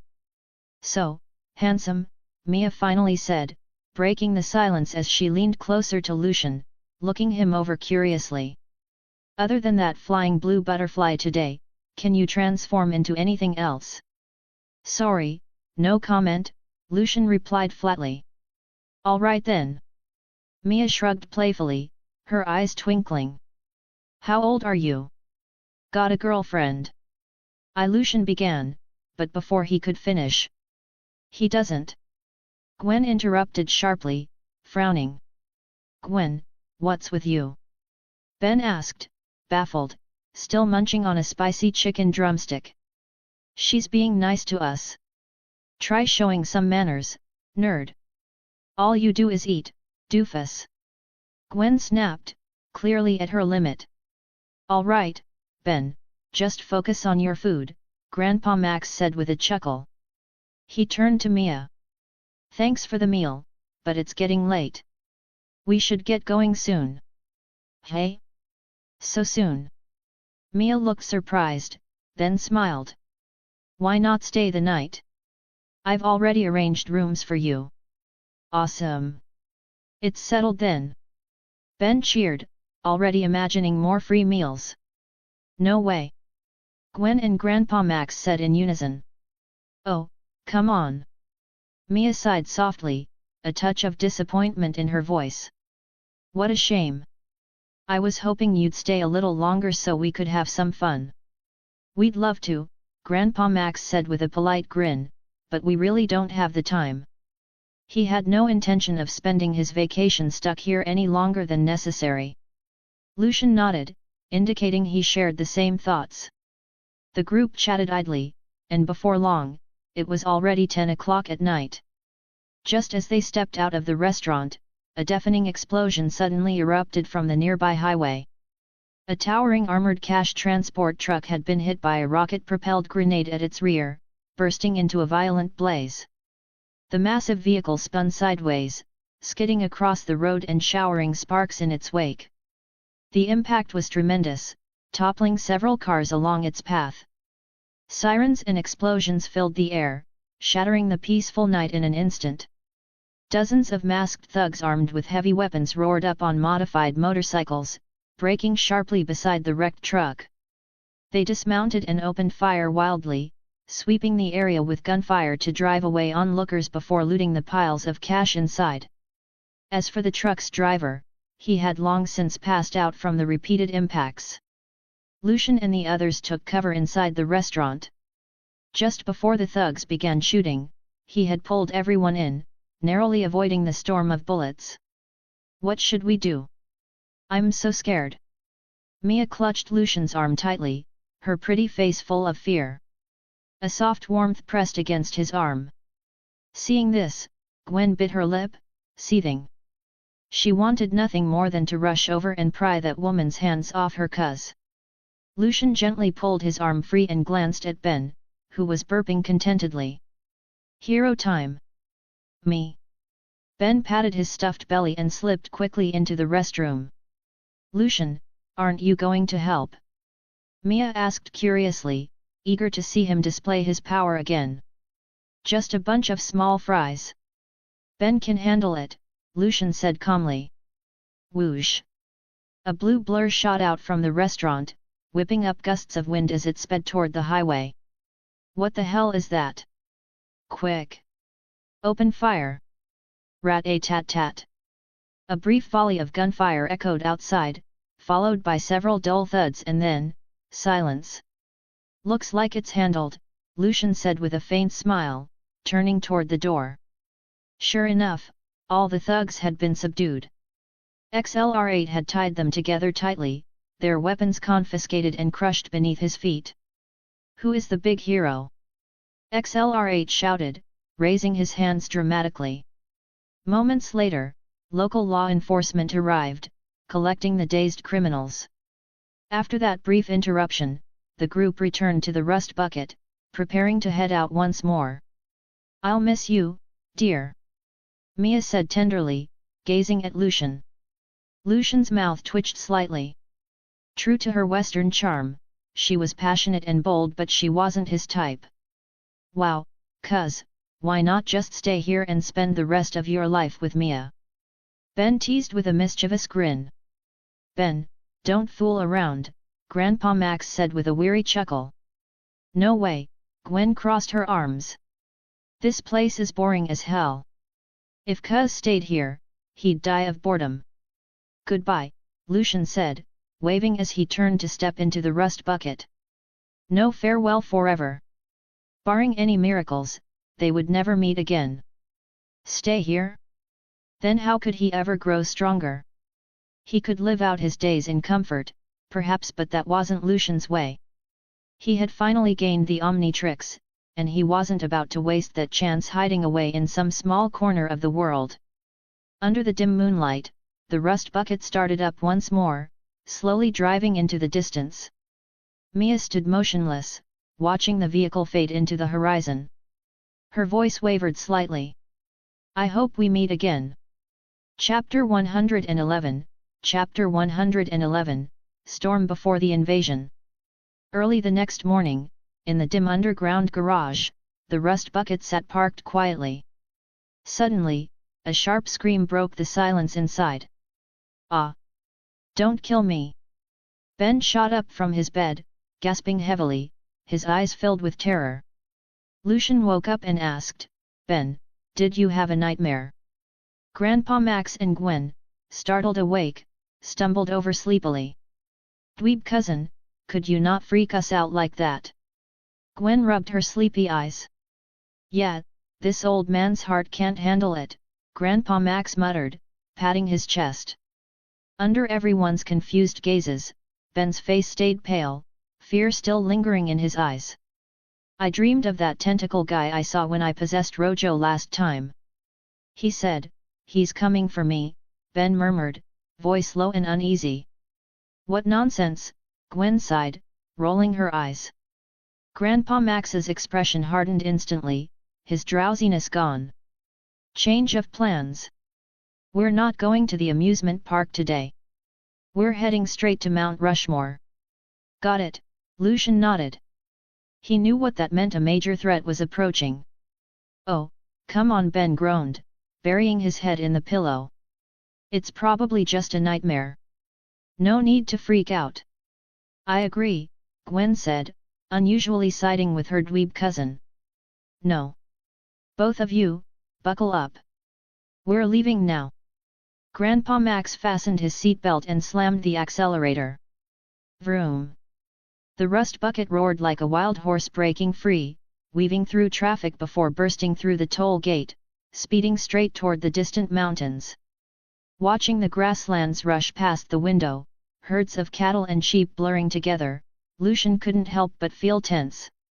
Even with the Omnitrix, he knew the enemy this time, Vilgax, the strongest warlord in the universe, was beyond terrifying. Ordinary attacks wouldn't even scratch him. An hour more. "Let's hope we make it in time," Grandpa Max said, eyes fixed on the road ahead. The highway cut through endless grasslands. Few cars passed by, just open plains stretching to the horizon. "First time I've seen Grandpa this serious," Gwen murmured, an uneasy feeling creeping into her chest. "Relax, Gwen. Last time you knocked over Grandpa's mealworms, he had the same face," Ben said carelessly, already over his nightmare. "Faster, faster." Grandpa Max pressed the pedal down hard, as if willing the rust bucket to sprout wings and take off. Beep! Beep! A sharp honk blared from behind. A huge off-road vehicle loomed closer, roaring like a beast as it chased them. Inside sat two rough-looking men, one bald with sunglasses, the other with a vicious scar across his face. "Hey, up front! Stop the car and hand over everything you've got, or don't blame me for what happens next," the bald man shouted, hefting a rocket launcher onto his shoulder and aiming it at the rust bucket's rear. "Going hero!" Ben slammed his replica Omnitrix, quickly scrolling through aliens. "Class is in session, time for you losers to get schooled. Stink fly!" Ben hit the dial, a burst of green light flaring around him. "Grey matter? Oh, come on!" The small blue frog lowered his head, staring at his tiny hands in dismay. "I'll handle it," Lucian said with a sigh, pressing his Omnitrix. He'd wanted Ben to fight since the replica Omnitrix couldn't be tracked by radar or controlled by azimuth. But at this rate, if Lucian didn't step in, they'd be blown apart before Vilgax even arrived. He raised his calibrated Omnitrix, switched to that light, and slammed it down. Thud! A bright green flash filled the rust bucket as the light appeared within. "I'll take care of them," it said, before bursting out of the vehicle as a streak of green lightning. "Let's hope this doesn't take long," Grandpa Max sighed, eyes still locked on the road as the rust bucket sped on. Beep beep beep. In the command and control center of an interstellar warship orbiting Earth, the Omnitrix emblem flickered brightly on the main screen. "Omnitrix signal detected. Should we deploy immediately?" a robot asked, turning toward the figure above. "Proceed at once." Vilgax took a heavy step forward, his powerful frame striding into a spiked metal sphere. Alongside several enormous figures, he shot out through the launch bay, transforming into blazing fireballs streaking toward the blue planet below. On the grassland highway, a steel beast-like off-road vehicle thundered across the road, its massive wheels roaring as it chased the rust bucket relentlessly. "You think you can just ignore me?" The bald man, rocket launcher resting on his shoulder, was about to pull the trigger. When suddenly, a streak of green lightning flashed out from the rust bucket ahead, striking straight for his face. "Shut up! Here's a slap for you!" The figure flickered, appearing right before the bald man. Under his stunned gaze, Buzzshock raised one small hand, electric currents crackling between his fingers, and smacked him hard across the face. "Ah!" The bald man screamed, his body convulsing violently before collapsing stiffly against the car. The green rocket launcher slipped from his grasp, clattering onto the grassland road. After shocking the bald man unconscious, the light zapped the scar-faced man as well, knocking him out cold before transforming back into a streak of lightning and darting back into the vehicle. "Well done, Lucian. Transform back quickly," Grandpa Max called out. The light tapped the Omnitrix and reverted to Lucian's original form. Moments later, grey matter also reverted back into Ben.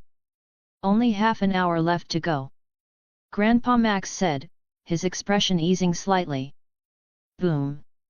Across the vast sky, dozens of fiery streaks suddenly appeared, burning through the clouds with terrifying heat as they hurtled toward the earth below. If you'd like to support my work and unlock advanced chapters, you can follow me on Patreon. Up to 50 chapters ahead for now. Patreon.com/pinksnake. Chapter 112, Chapter 112, Inferno Unleashed. Against the clear blue sky, countless fiery orbs appeared, densely packed and blazing as they tore through Earth's atmosphere. Each carried immense kinetic force, roaring down toward the vast grasslands below. Following close behind was a colossal interstellar warship. It swept past towering mountain ranges and came to a halt, hovering silently above a lush green valley. Mountains encircled the area as raging winds howled through, whipping the grass below into a frantic dance. Boom! A series of thunderous explosions erupted as the fiery orbs crashed into the plains. The ground quaked violently, mountains shuddered, and waves of flame surged skyward, filling the air with blistering heat. The once lush meadow was instantly reduced to a burning wasteland, a crimson sea of fire spreading like a living inferno. The fireballs that had fallen from the sky began to shift and morph, changing from spherical shapes into massive mechadroids. Their eyes glowed blood red as they unfolded spider-like limbs and crawled out from the smoking craters. Nearly 20 mechadroids locked onto the rust bucket, their heavy steps echoing as they moved through the flames, slowly closing in to encircle the vehicle on the grassland highway. Even worse, clusters of spider drones detached from their shoulders. Their heads glowed with crimson energy, emitting an eerie red pulse as they whirled through the air, darting toward the rust bucket at frightening speed. What was bound to happen has finally come. Grandpa Max sighed. It was clear that Vilgax had no intention of letting them reach their destination in peace. The rust bucket roared at full throttle, but the machines were faster. The gap between them shrank rapidly. At this rate, capture was inevitable. "We're finished, this time we're really in trouble," Ben said, eyes wide with panic. "Grandpa, what do we do?" Gwen's face turned pale at the sheer number of incoming robots. "Hold on tight. We have to reach Mount Rushmore." Grandpa Max gripped the steering wheel hard, his knuckles white with tension. Lucian watched the spider drones closing in from behind, their cannons glowing as they charged up. He slammed his hand down on the Omnitrix, switching heroes. "There's no time, Grandpa. Take Ben and Gwen to Mount Rushmore first. I'll stay and deal with them. I'll catch up soon." "No, Lucian." Grandpa Max shook his head firmly. "Trust me, you don't want to go head-to-head with Vilgax." As a veteran plumber with years of experience, he knew better than anyone how terrifying Vilgax could be. After all these years, the alien warlord's power had only grown stronger. "There's no other choice. If we don't fight back now, we'll be blown to pieces." Lucian pressed the Omnitrix. Thud. A flash of eerie green light burst out as 4 arms emerged, flinging open the rust bucket's door and leaping to the ground below. The moment he landed, swarms of spider drones surrounded him, their sensors locking onto the Omnitrix on his chest. The towering mechadroids behind them shifted their aim, redirecting their cannons away from the rust bucket and straight toward 4 arms. Omnitrix detected. Target locked. Omnitrix detected. Whoosh! Whoosh! Whoosh! The spider drones above opened fire, black barrels flaring as they unleashed a barrage of searing crimson lasers that rained down with blazing heat. 4 arms kicked off the ground, dodging most of the attacks. With a tremendous leap, he charged through the barrage, smashing 2 robots apart with a single swing of his massive fists. Grabbing the scorched wreckage, he hurled it with immense force, taking out several more spider drones. The battle raged fiercely amidst the burning plain. Meanwhile, inside the speeding rust bucket, Ben turned to see 4 arms surrounded and under heavy fire. He couldn't sit still any longer. "I'm going to help my cuz." Ben's voice was firm, his eyes blazing with determination. He was scared, but he couldn't abandon his cuz to fight alone. Before Grandpa Max could stop him, Ben slapped the Omnitrix, transforming into Heat Blast.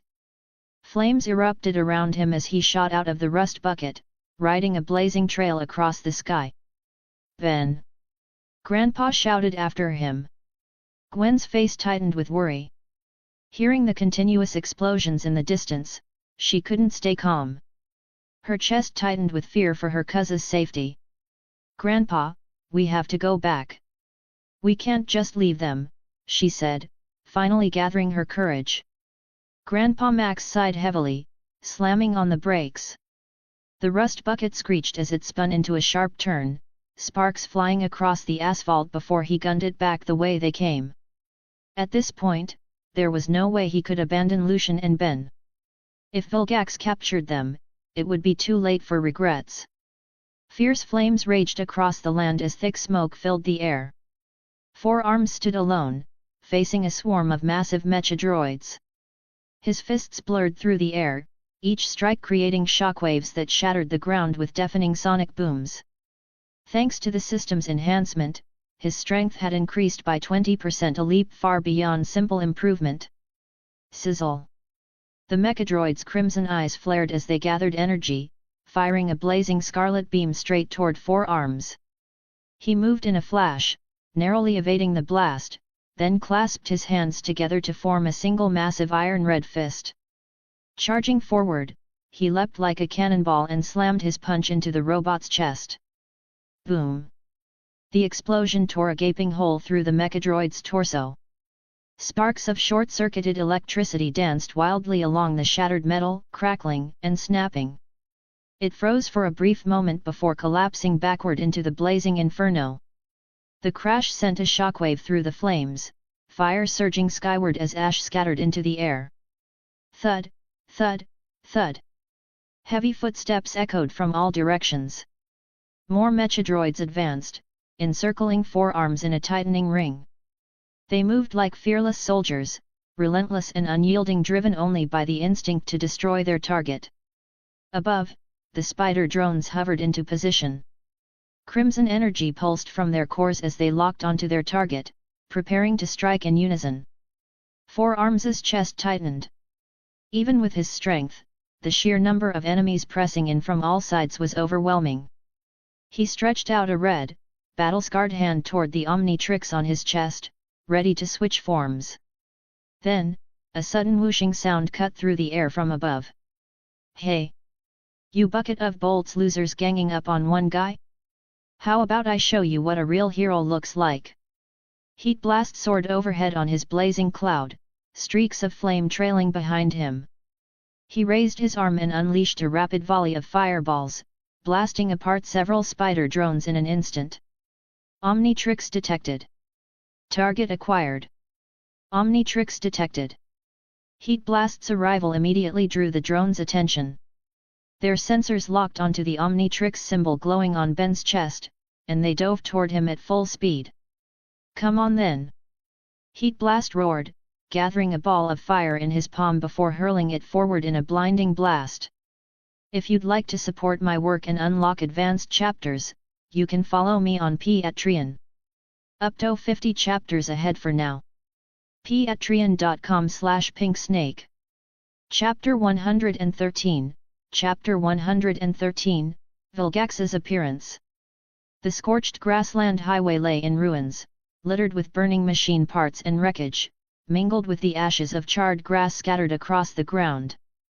The rust bucket roared forward, bumping and rattling as it crushed debris beneath its wheels, racing toward the edge of the battlefield. Grandpa Max and Gwen jumped out, staring anxiously at the two figures locked in fierce combat amid the blazing inferno. At that moment, Four Arms was surrounded by over a dozen massive robots, all attacking furiously. The scene was perilously intense. "I'm going to help Lucian," Gwen said, taking a step toward the flames. "No, Gwen." Grandpa Max grabbed her arm. "A fight like this is way out of your league. You'll only put yourself in danger, and you won't be able to help." He was right. Though Gwen could use water magic, its destructive power wasn't strong enough. The entire grassland had turned into a deadly sea of fire. The scorching heat and thick smoke were far beyond what any human could withstand. But Gwen hesitated. She wanted so badly to help her cuz. Ben's situation wasn't too bad. He was facing spider-like robots, and Heat Blast's attacks both close and ranged made handling them relatively easy. "We'll wait for an opening, get them out of there, and then head to Mount Rushmore," Grandpa Max said, eyes fixed on the battlefield. Inwardly, he prayed that Vilgax wouldn't appear here. Boom! Heat Blast turned into a blazing streak of light, his palms firing rapid volleys of fireballs that blew apart several spider robots in quick succession. "Ha ha ha! Who's the baddest now?" Heat Blast shouted proudly. But in the next instant, dozens more robots surrounded him, making his fiery form tense. Another brutal battle broke out. In the middle of the inferno, Four Arms stood tall like an unshakable war god, facing waves of giant robots attacking from every direction. Two massive robots lunged at him, raising their enormous claws that swept up a violent gust of wind as they slammed down with crushing force. Boom! Four Arms raised his arms, letting out a furious roar as he blocked the attack. His powerful legs tensed, bursting with raw, beast-like strength as he heaved both robots backward. He moved with incredible speed, leaping and smashing the robots' heads one after another. Each impact erupted in deafening explosions, flames shot skyward, and metal parts flew in every direction. Awesome! Cuz is so strong! Gwen cried out in awe. Boom! Another massive robot attacked.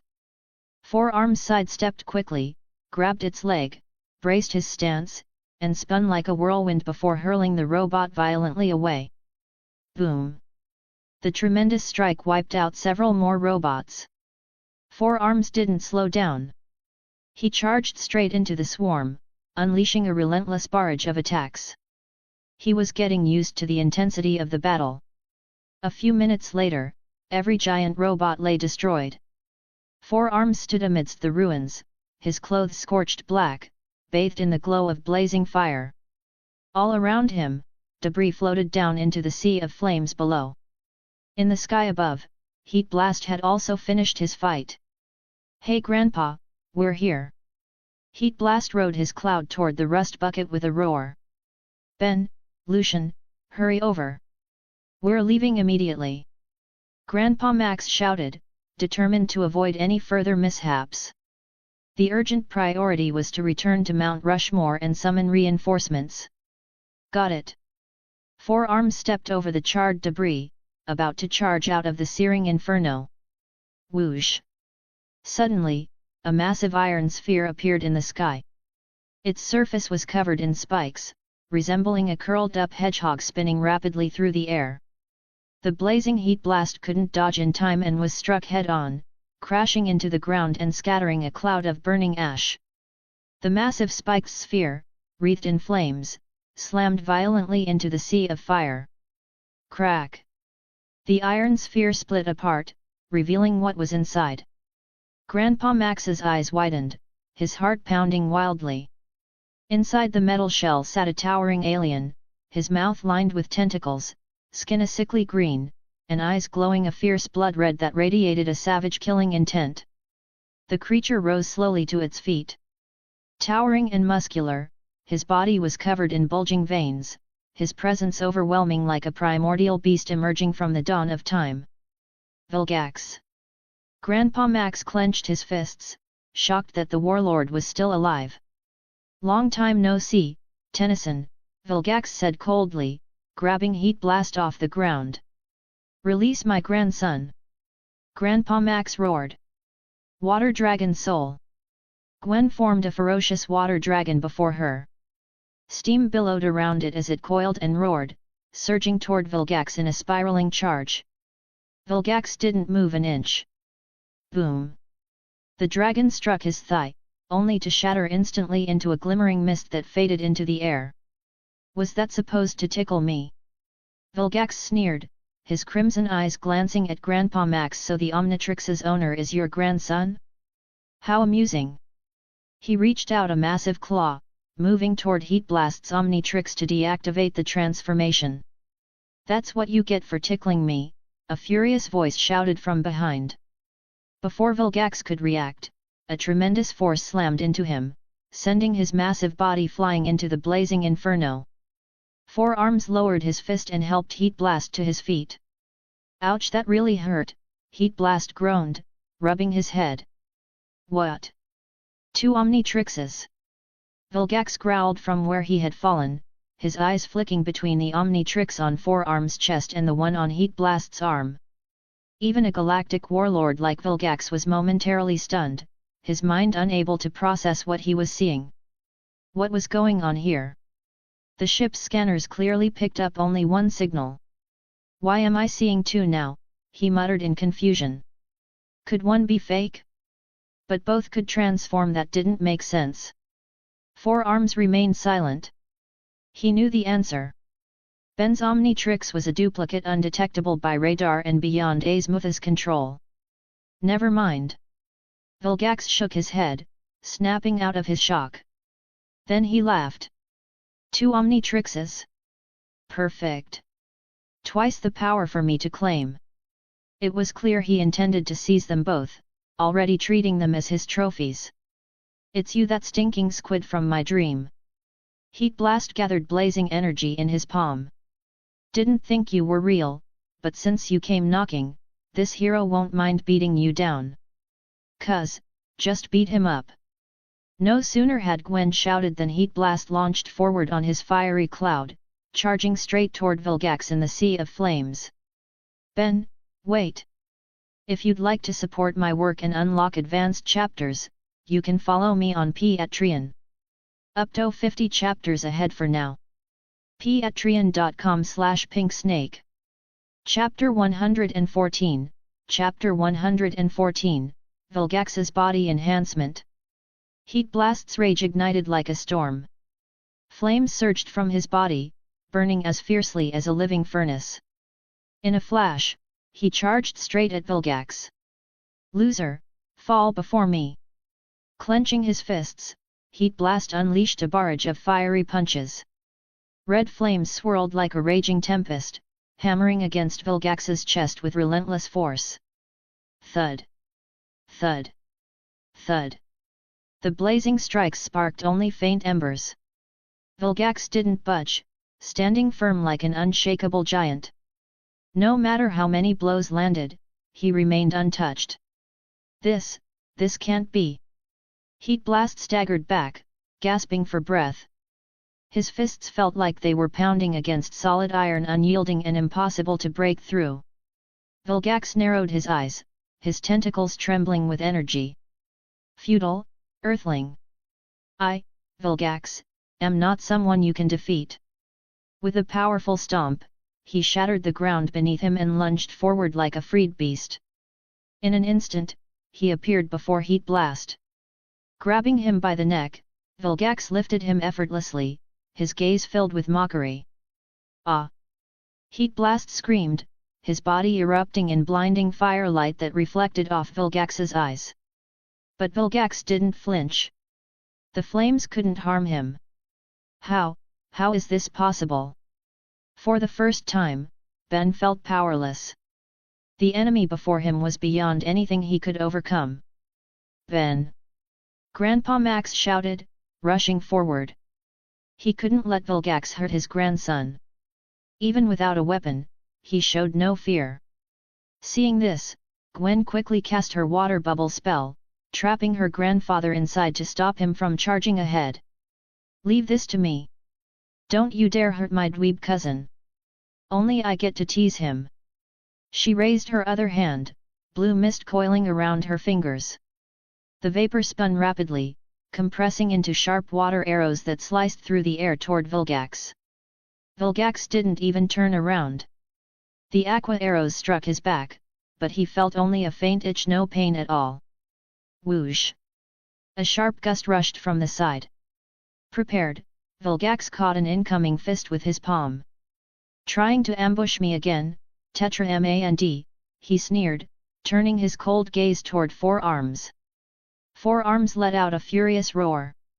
Channeling immense strength, he launched his remaining three fists in a thunderous assault, each punch carrying devastating power. Vilgax released Heat Blast, unwilling to underestimate the attack. He went all out, meeting Four Arms head-on. Their clash shook the ground. Shockwaves split the earth, and the force of their battle created a vacuum around them that no one could enter. Four Arms, towering and powerful, fought with unstoppable might like a lone warrior holding back an army. He grabbed a discarded mechanical arm, spun it several times, then hurled it straight at Vilgax. Hand over the Omnitrix, and I might spare your life. Vilgax roared, shattering the flying debris with a single punch. It exploded into dazzling sparks. Then, a massive shadow loomed above him. Four Arms had leapt high into the air, towering over Vilgax. Raising his mighty arms, he brought them crashing down with the force of a thunderclap. Boom! His iron fists smashed Vilgax into the ground, shaking the earth with a deafening blast. The ground quaked violently as dust and smoke erupted outward in waves. Vilgax lay buried in fire and rubble, only his huge octopus-like head visible. His eyes burned with pure rage. With a sudden surge of strength, he broke free from the dirt, shattering the ground around him. Then, pushing downward, he launched himself skyward before slamming back into the earth with another explosive impact. When did the Tetramans become this powerful? Vilgax clenched his fists. He wasn't unfamiliar with fighting Tetramans, but the four arms before him possessed strength bordering on absurd. Four arms snorted coldly, standing tall and imposing directly opposite Vilgax. His genetic makeup was derived from the Omnitrix's finest male Tetramand specimen, and being a fully matured Tetramand, his transformed form was naturally formidable. Most crucially, the system had enhanced four arms' strength by 20%, elevating his power to new heights. Seeing no response, Vilgax's eyes turned cold as he declared in a deep, resonant voice, "Since you won't answer, I'll knock you down first and take you back for thorough study later." No sooner had the words left his mouth than Vilgax swung his massive legs forward. Like a moving humanoid tank radiating a terrifying aura, he charged ahead with ferocious momentum. Four arms remained undaunted. Mobilizing every muscle with astonishing explosive power, he transformed into a mighty bull, trampling the flames in his path as he charged head-on to meet the assault. Boom! The two collided violently, blow for blow, like primordial beasts locked in a life-or-death struggle, a sight that sent shivers down the spine. Next summer, I absolutely have to go to summer camp. Gwen's face was pale, utterly terrified by the scene before her. A flicker of astonishment crossed Grandpa Max's deep eyes. I never imagined that Lucian could hold his own against Vilgax. In his memory, Vilgax was a savage, terrifyingly powerful opponent. Now, after years apart, he had grown even stronger. Ben had assumed that even he and Lucian working together wouldn't stand a chance against Vilgax, yet here they were. Heat Blast clutched his head as he rose from the searing inferno. Who'd have thought this stinking squid had such strength? He raised his palm, ready to unleash another attack and reclaim his pride. Beep! The Omnitrix on Heat Blast's body suddenly flashed red. Oh, damn it! He immediately shot skyward, racing toward the rust bucket. Thud! A blinding red light flashed, fleeting and intense, revealing Ben's original form. Damn it! I was going to beat the crap out of that giant octopus. Ben shouted, seething with frustration. Gwen covered his mouth. Doofus, keep it down. Don't provoke that alien. At the battle's center, Vilgax gripped Four Arms' fist tightly. He turned toward Ben's position, his eyes glowing crimson, almost spitting fire. You brat! How dare you insult me, Vilgax? Well, you could call it Big Squid too. Ben stammered incoherently before clamping his mouth shut. Just as Vilgax was about to speak, Four Arms punched him squarely in the face, sending him staggering backward. What the hell are you looking at? Four Arms flashed forward, charging into the fray. He wildly swung his fists, leaving trails of crimson in their wake as they rained down on Vilgax like a storm. Instantly, searing pain surged through Vilgax's entire body.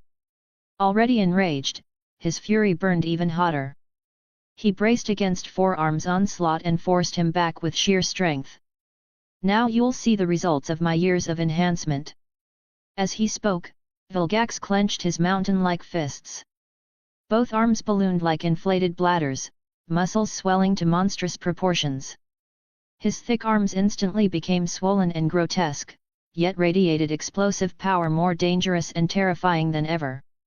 Vilgax in his power form. The battered Four Arms, seething with frustration, immediately tapped the Omnitrix on his chest and transformed into a new alien hero. A robust physique, orange-yellow skin marked with black stripes, radiating raw ferocity and an aura of dangerous, frenzied energy. Chapter 115, Chapter 115, Wrath. Wrath. The once massive Four Arms transformed in an instant into a standing tiger, its gaze fierce and clearly not to be trifled with. Beyond its powerful muscles, a black claw protruded from the back of its hand, reminiscent of a knuckle duster. Cool. This alien looks seriously strong. Ben's eyes lit up. Grandpa Max raised an eyebrow. That looks like an apoplexian, but why isn't it wearing clothes? He recalled members of this species possessed an intense sense of modesty, yet this apoplexian warrior was completely naked. Go, Wrath! Beat him into an alien squid! Gwen cheered excitedly, rallying for Lucian's new hero. At that moment, Vilgax in his power form approached, his arms explosively muscular, veins bulging like twisted dragons. He moved like a terrifying flood beast, advancing slowly. Another new alien. Vilgax stepped over charred mechanical wreckage, his eyes filled with contempt and disdain. Hat! No matter what you transform into, you won't be my match. Wrath kept his head bowed, silent, his expression hidden as his chest rose and fell slightly. What's the matter? Scared out of your wits? Vilgax stepped close, chuckling. Hand over the Omnitrix now, and I might spare you. Regretting it now? Too late. Wrath remained utterly silent. Fine, fine. Vilgax waved his hand, feeling a bit embarrassed. Hand over the Omnitrix, and I might consider letting you go out with dignity. As he spoke, he extended his clawed hand, reaching for Wrath's chest. Cuz, get out of the way! Ben shouted anxiously. What was wrong with his cousin's new hero? Standing completely still, had it frozen up? Just as Vilgax was about to touch the Omnitrix, a massive hand slammed him violently away. Listen up, you arrogant stinking squid! Lord Wrath is furious now, and the consequences will be severe. Wrath raised his head, his eyes nearly bursting with fire. What's going on? Vilgax froze in shock. Wrath unleashed a torrent of profanity, spittle flying as he pointed at Vilgax and ranted non-stop. Listen up, you squid face, alien octopus! If you dare steal my Omnitrix, Wrath will make you regret it. You'll crawl out of this planet on your knees. Percent number, UN number. Sizzle sizzle. A blood-red inferno raged like a living hell, surging flames leaping wildly. They scorched Wrath's paw pads, sizzling with the sound of flesh burning. Ooh! Wrath leapt up, pointing at where he'd stood moments before. Listen up! You non-stop dancing little flame! If you don't stop right now, Big Wrath here is gonna get mad. I'll shove you into water and drown you alive. This scene left everyone staring wide-eyed, frozen in place. After berating Vilgax, Wrath completely ignored him and turned his fury on the flames beneath his feet. He stomped the ground relentlessly, seemingly determined to extinguish the bothersome fire. Whoa, this Wrath is seriously temperamental. Ben couldn't help but exclaim. He loved this kind of straightforward alien hero. Gwen wiped sweat from her forehead.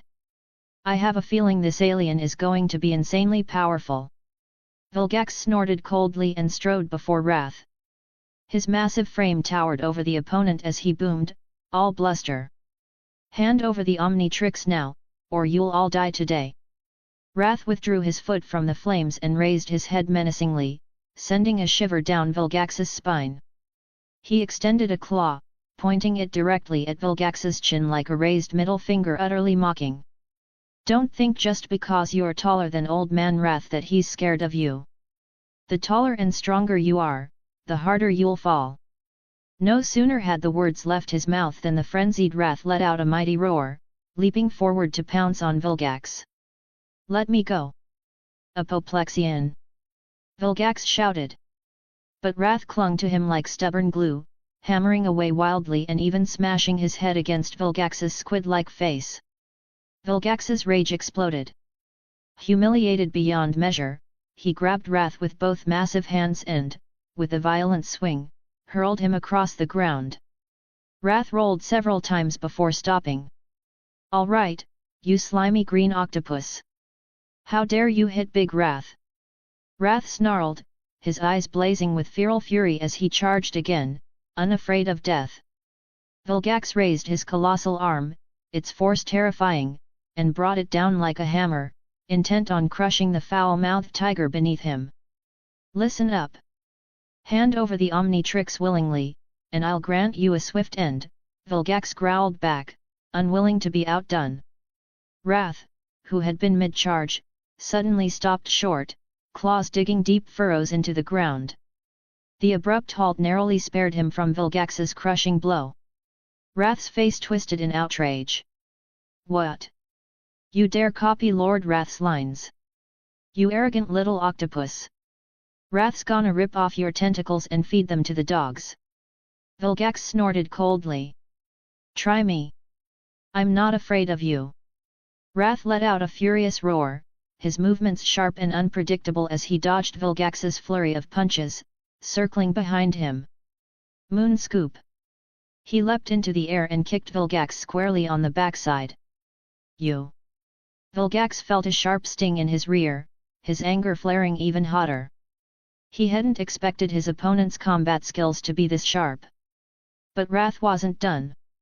The instant Vilgax turned, Wrath leapt onto his shoulders, wrapped his legs around his neck, and slammed a fist into one of Vilgax's ears.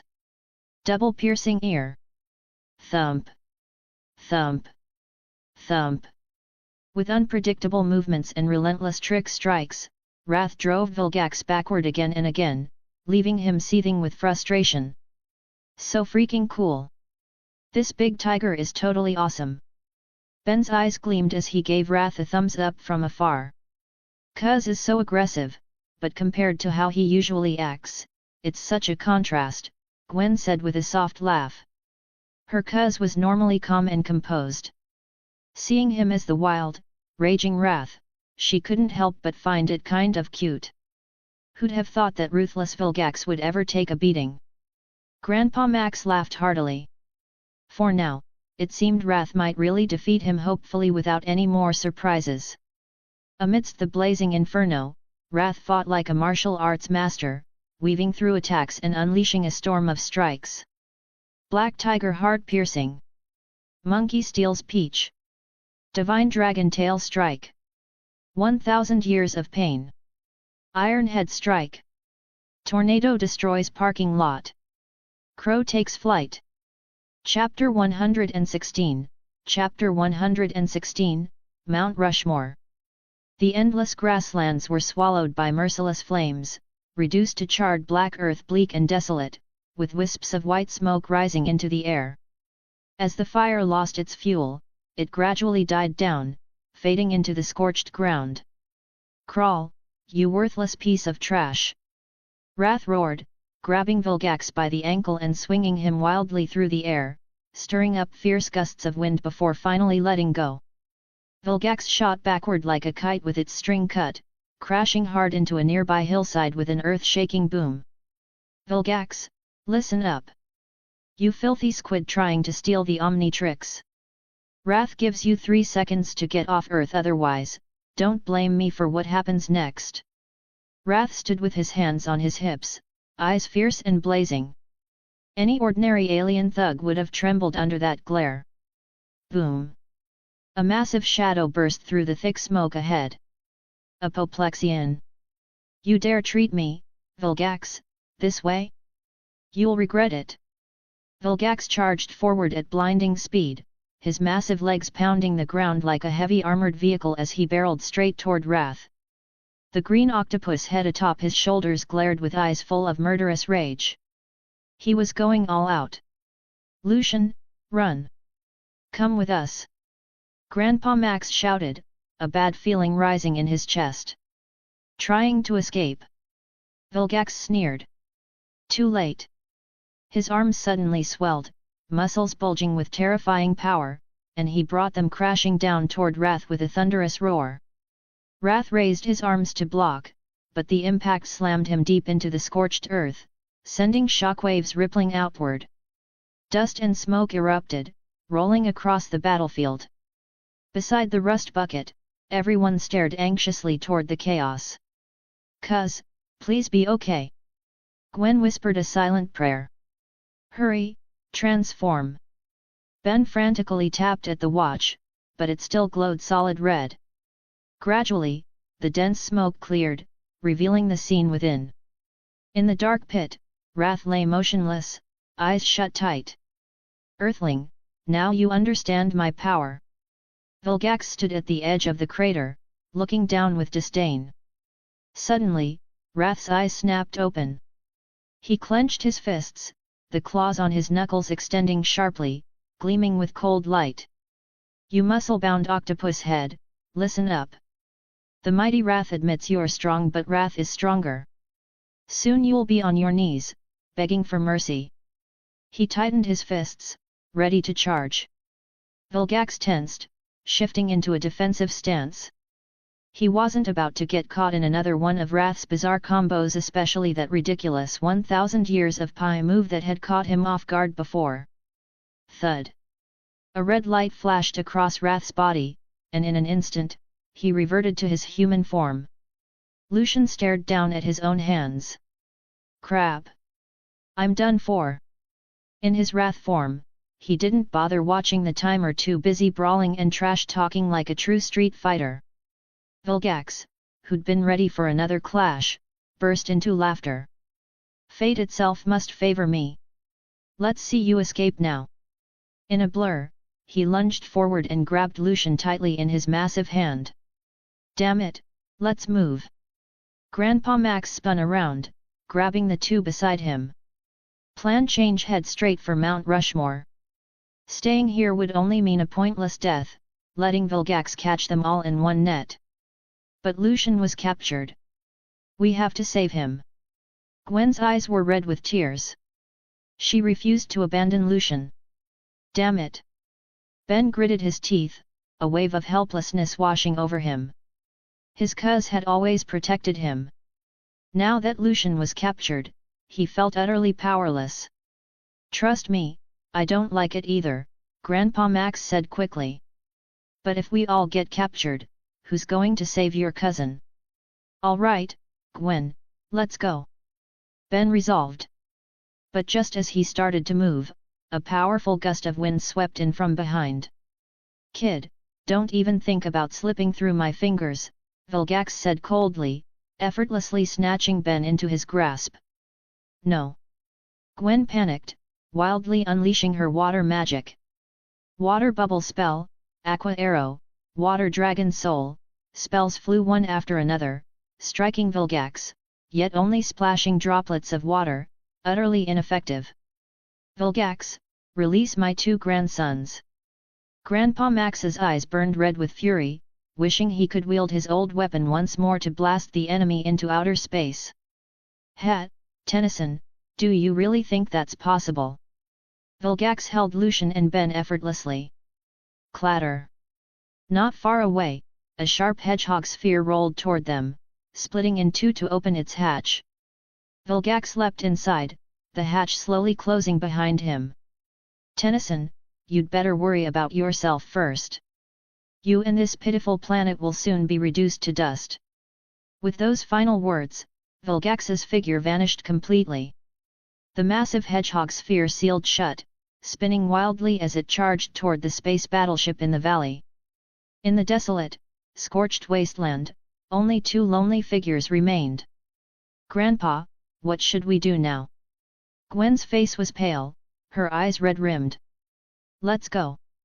We're heading to Mount Rushmore, Grandpa Max said in a low voice, forcing back the grief in his heart. He knew he had to pull himself together now if there was any chance of rescuing Lucian and Ben. Several minutes later, Mount Rushmore. A mountain trail wound through steep, grey-brown rock walls, weathered by time and eroded by the ages. Vroom!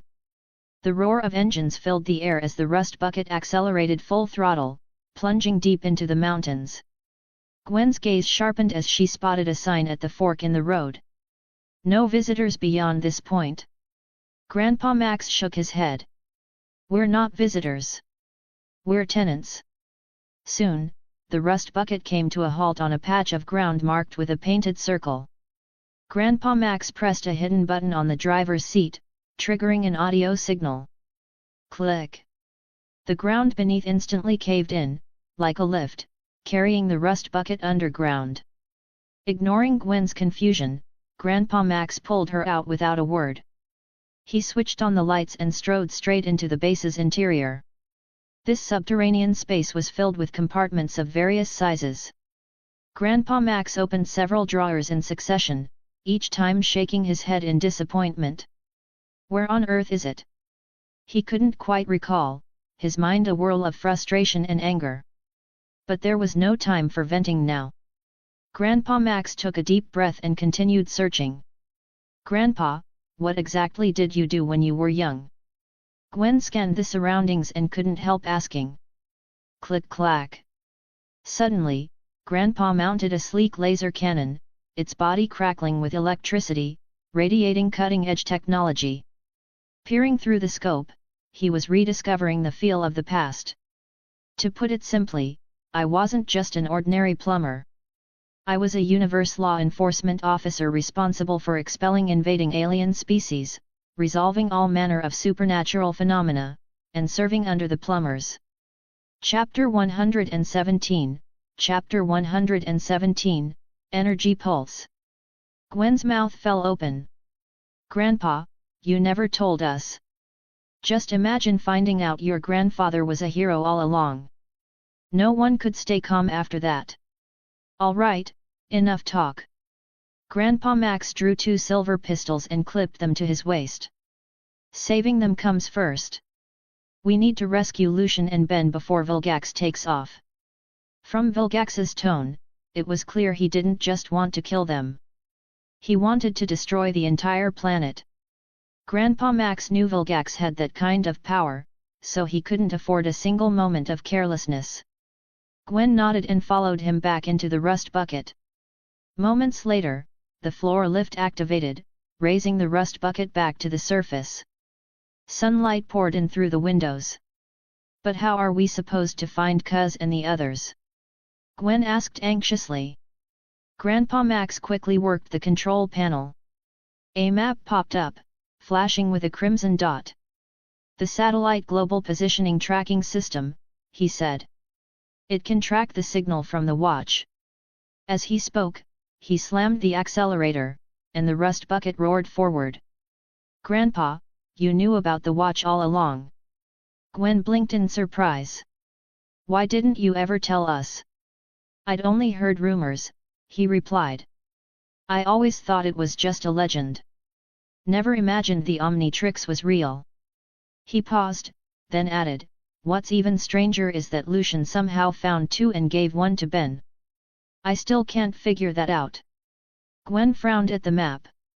But there's only 1 red dot showing. That's the problem, Grandpa Max said quietly. Vilgax couldn't figure it out either. That's why he captured them both. Grandpa, aren't you going too fast? We're doing at least 200 miles an hour. Feeling the car windows shake, Gwen shouted in alarm. If they flipped, it would be disastrous. This speed is still too slow. He pressed a red, dust-covered button. Beep. The rust bucket's rear engines unfolded with a metallic clang. Wing-like panels extended from its tail as bursts of fiery red energy ignited. The vehicle shot forward like an arrow loosed from a bow. It slammed straight into a raging storm, thunder roaring all around them. Inside, the entire cabin rattled violently. Cups, laptops, and tools clattered to the floor, bouncing from side to side. Ah! Gwen screamed, squeezing her eyes shut. The modified rust bucket blazed ahead at full power, trailing a streak of crimson fire as it sped toward its destination. In the Green Valley, a massive space battleship hovered silently. At the center of the command room, Lucian and Ben were restrained by machines, unable to move. The Omnitrix on Lucian's left wrist was clamped tightly by a cylindrical device that was severing the connection between the watch and its wearer. Once that link was completely cut, the Omnitrix could be forcibly removed. Around them stood numerous robots, weapons in hand, forming a tight circle. Lucian struggled to break free, but it was useless. Ben was in the same situation, his face filled with worry. Vilgax sat upon his throne, glancing at the robot beside him. Prepare for takeoff. I will destroy this planet and erase it from existence. Yes, sir. The robot saluted and began maneuvering the ship, which slowly rose into the sky. Boom! A deafening explosion tore through the battleship, blowing open a massive hole. The rust bucket burst through the breach, trailing roaring flames as it generated immense thrust, crashing straight into the command room. The robots exchanged stunned looks, then raised their weapons, unleashing crimson lasers toward the wreck. Grandpa Max leaned halfway out the window, looking through his scope. He mounted a powerful laser cannon, charged it with energy, and fired a blinding blue beam that wiped out a cluster of robots. Gwen, we're getting out. With that, Grandpa Max jumped down, drew his pistols, and spun them in his hands with dazzling precision, taking out one robot after another. Gwen began chanting incantations, summoning water magic as she joined the fight. Grandpa, Gwen, you're finally here! Ben shouted, eyes glistening with emotion. Surveying the chaotic battlefield, Lucian's mind raced, searching for a way to break free. Zzzt. Suddenly, a surge of energy pulsed from his wrist, spreading through his entire body. In an instant, Lucian transformed into XLR8, then Diamond Head, then Grey Matter, then Swamp Fire, his forms shifting rapidly one after another. Beside him, Ben was experiencing the same uncontrollable transformations. It must be an energy pulse interfering with the watch's transformation function, Grandpa Max said grimly. Tennyson, it's you again. Vilgax growled, rising to his feet and advancing toward him. Vilgax, long time no see. Grandpa Max aimed the laser cannon and unleashed its full power. Blinding blue light erupted, blasting the towering Vilgax backward and slamming him into the iron wall. Roar! Lucian, now transformed into Humungusaur, flexed with tremendous strength, shattering the restraints that bound him and stepping forward. Meanwhile, Ben turned into 4 arms, ripping apart the cylindrical machine that held him captive. Whoosh! Swarms of spider drones poured from the depths of the ship, swarming like angry hornets. 4 arms swung a massive punch, but mid-strike, he shifted into Ghost Freak, fading into the air. He immediately switched to Grey Matter, slipping into a spider drone's body and hijacking it to attack its own kind. Humungusaur smashed through several robots in quick succession. Then, morphing into Swamp Fire, he hurled blazing fireballs, engulfing scores of drones in explosions. Transforming into Buzzshock, he darted into enemy machines, draining their energy and releasing devastating bursts of power that annihilated over half the attackers. At the control console, Grandpa Max's hands moved rapidly. We have to stop the spaceship. It can't reach orbit. Grandpa, you can pilot a spaceship too. Gwen gasped, convinced her grandfather could do anything.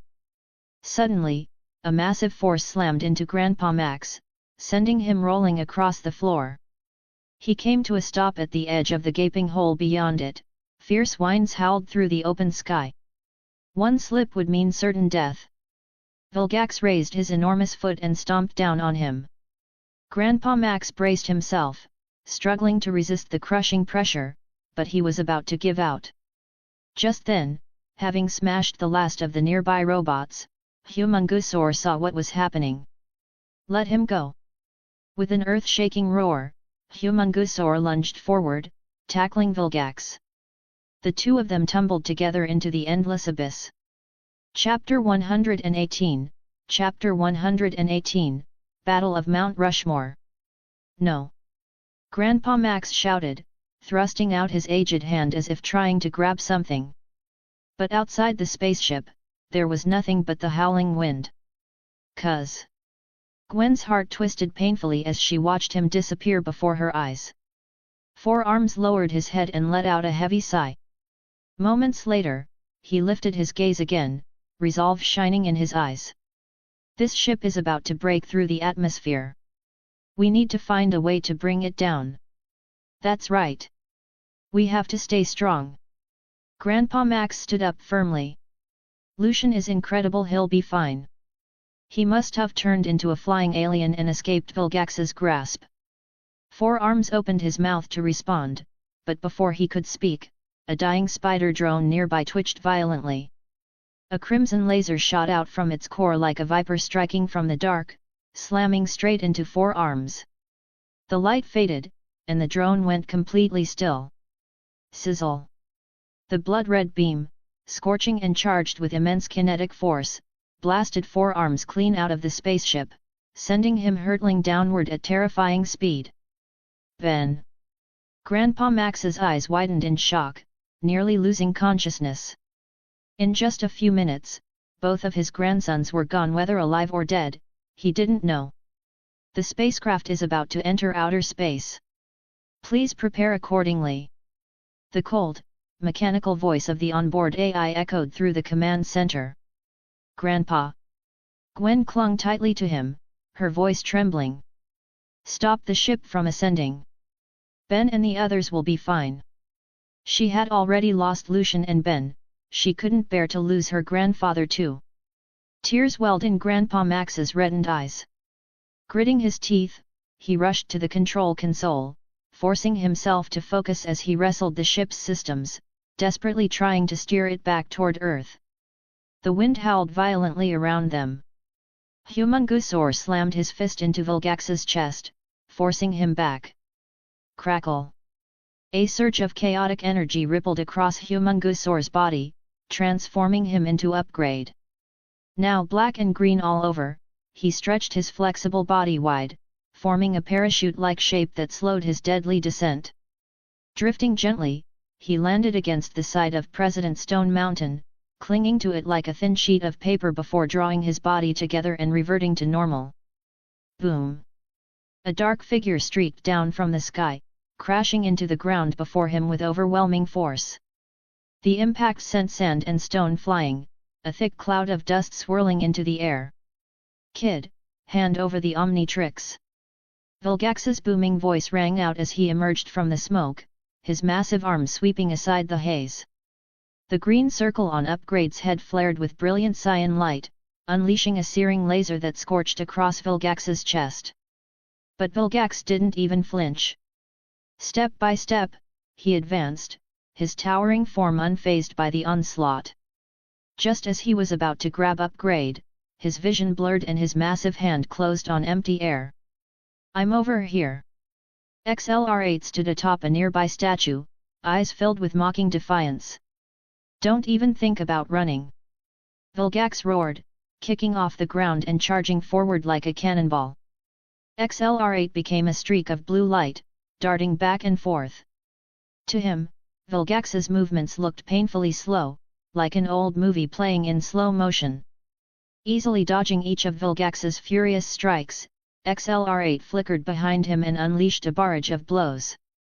His dark claws tore through the air like a storm, slashing viciously at Vilgax's back.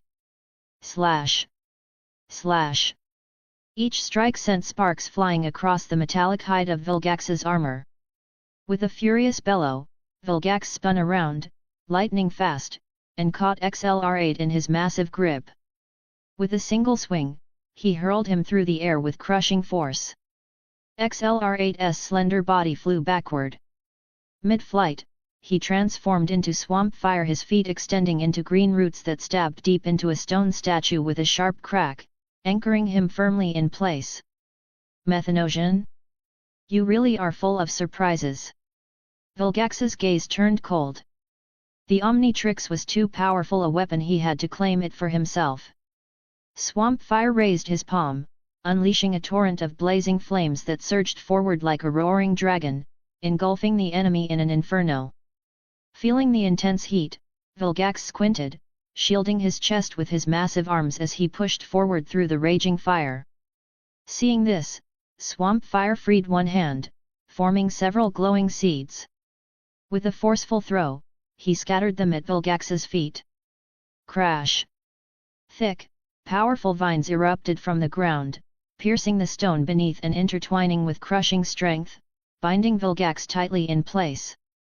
Retracting his flames, Swamp Fire charged straight toward him, his green, bark-covered fists hammering against Vilgax's face again and again. The furious blows sent the alien warlord reeling, roaring in anger and thrashing against the bindings. "You overgrown squid, thought you were so tough." Swamp Fire's strikes were relentless, each punch packed with ferocious power. Vilgax's face twisted with pain, humiliation burning deeper than the flames themselves. "You little brat, I'll make you regret this!" Vilgax roared, muscles bulging as his massive frame expanded. With a surge of brute force, he tore through the constricting vines, shattering them apart. Swamp Fire hurled fireballs as he backed away, but Vilgax's mind was lost to rage. He powered through the blasts, his skin blackening under the heat as he shattered the incoming flames and seized Swamp Fire in his grip. Then came the pounding. Vilgax slammed his fists into Swamp Fire over and over, even after he hit the ground, striking until shards of stone scattered and dust filled the air. It wasn't clear how long the onslaught lasted before Vilgax finally stopped, panting heavily. When the dust began to settle, Swamp Fire lay in pieces, scattered among chunks of broken rock. "Let's see you come back from that," Vilgax growled between ragged breaths. No one crosses Vilgax and lives to tell the tale. Clatter. The shattered green fragments began to tremble, then moved. They gathered rapidly, merging and intertwining as if alive, until Swamp Fire's body reformed completely before his eyes. This can't be!" Vilgax bellowed in disbelief. He'd just destroyed his opponent, and now it was standing there again, good as new. Swamp Fire shrugged, crackling with energy, and in an instant transformed into Buzzshock. He. Buzzshock flashed out of sight, reappearing behind Vilgax to tap him on the shoulder. Before the alien could react, Buzzshock appeared on his other side, sticking out its tongue. The taunt sent Vilgax into a frenzy, his entire body shaking with rage. ZZZZT. Buzzshock extended a small hand, firing a bolt of brilliant green lightning that sliced through the air and struck Vilgax head-on. A wave of searing, numbing pain swept through his body like a tidal surge. "Arg! I'll kill you!" Vilgax roared, clenching his fists as his voice echoed across the battlefield. But Buzzshock was too fast, darting and weaving around him like a streak of living electricity untouchable. As the fight dragged on, Buzzshock's playful attitude faded. It focused completely, unleashing its full electrical might in a storm of lightning. Blinding flashes filled the air as Vilgax roared in fury, stumbling backward, battered and scorched. Even so, Buzzshock's attacks could only hurt him. Vilgax's hide was far too tough to destroy. ZZZZT. Another energy pulse flared, enveloping Buzzshock's body as it shifted forms once more into grey matter. Chapter 119, Chapter 119, Clash of Power. "Earthling, let's see how arrogant you are now." Covered in wounds, Vilgax strode toward grey matter, towering over him like a mountain as he looked down, studying the tiny alien as if he were nothing more than an insect. Facing the monstrous figure before him, grey matter didn't hesitate. He turned and ran. Come on, grey matter wasn't made for combat, he was a thinker, not a fighter. But this was the Mount Rushmore National Memorial. Aside from the endless expanse of grey-white statues, there was nowhere to hide. He hadn't gone far before Vilgax caught up in a single step, his massive shadow engulfing grey matter completely. Vilgax brought his fist down with crushing force, shattering the hard stone beneath them. Though grey matter barely dodged the blow, the shockwave sent him flying backward through a storm of debris. He slammed into a stone wall, pain surging through his tiny body. It felt like every bone he had was breaking apart. In the next instant, Vilgax lunged forward. His huge, clawed hand stretched out like a steel cage, blocking out the light as it reached for the wounded alien. The massive hand grew larger and larger in grey matter's terrified gaze. Come on! Transform quick! Just as Vilgax's claws were about to close, a flash of green streaked past, snatching grey matter from his grip. Everything spun. Grey matter suddenly found himself soaring through the air. Then a putrid stench hit him, so strong it nearly made him gag. It smelled like something rotten that had been fermenting for decades. "Hey, cuz! It's me!" Stinkfly shouted, flapping his sharp wings as he sped through the sky. "Ben Tennyson!" Vilgax roared, enraged. He'd been seconds away from catching grey matter. Stinkfly carried grey matter to a distant statue and gently set him down. "Cuz, stay here and rest. It's my turn to take that freak down." Before grey matter could reply, Stinkfly turned sharply and soared back toward Vilgax, leaving a foul-smelling trail in his wake. Grey matter sat where he was, wincing. He couldn't fight anyway. This was Ben's turn now. And with the energy pulse active, Ben's transformations would likely keep shifting at random. Vilgax crouched, muscles coiling tight, and then leapt like a living missile. His body shot into the air with explosive power as he reached out to grab his opponent.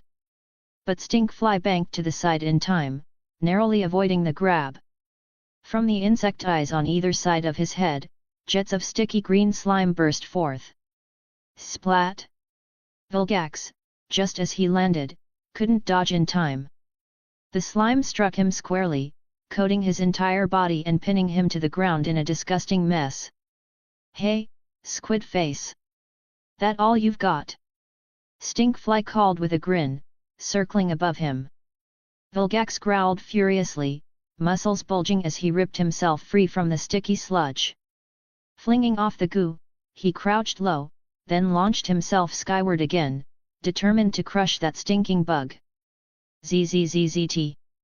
A surge of green energy flickered across Stinkfly's body, transforming him midair into XLR8, who dropped swiftly toward the ground.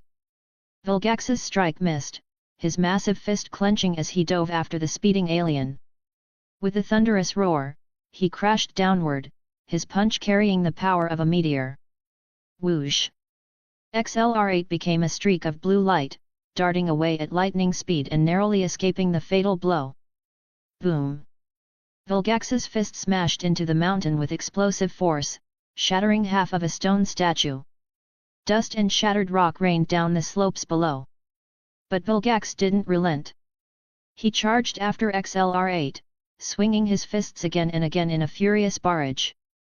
Yet every single punch hit nothing but air. The blue blur was always a step ahead, untouchable. "Is that all you've got, loser?" XLR8, confident of victory, took the initiative to strike. Dodging a heavy punch, he blurred forward, instantly appearing in front of Vilgax. In a flash of motion, his claws shot out like lightning, reaching straight for his opponent. A cold gleam flickered in Vilgax's eyes. Spotting an opening, he thrust out his massive hand and clamped down hard on XLR8's wrist. With a thunderous impact, he slammed the alien into the stone floor, shattering it into jagged fragments. Vilgax moved to finish the job, but before he could strike again, XLR8's body flickered with light, rapidly shifting into another form. Damn it! Vilgax's punch came down hard, but hit only empty air. In the cracked pit below, Ghost Freak covered his eyes, his translucent form flickering faintly. The huge iron fist passed straight through his chest without leaving a mark. "Sometimes," Ghost Freak rasped, voice low and mocking, "I just love this little broken watch." He drifted backward, ignoring Vilgax's furious glare. "Ectonu right! Damn you!" Vilgax roared, frustrated. Against this kind of alien, his attacks were useless. Ghost Freak's form suddenly crackled with energy, transforming into the towering Diamond Head. "You stinking squid, you're in big trouble now." Diamond Head raised his hand, reshaping it into a cluster of sharp crystalline spikes. With a loud crack, a storm of glittering crystal shards shot forward, carried by a roaring gust, hurtling straight toward Vilgax. "Useless brat!" Vilgax raised his thick forearm in front of him to block. Clang! Clang!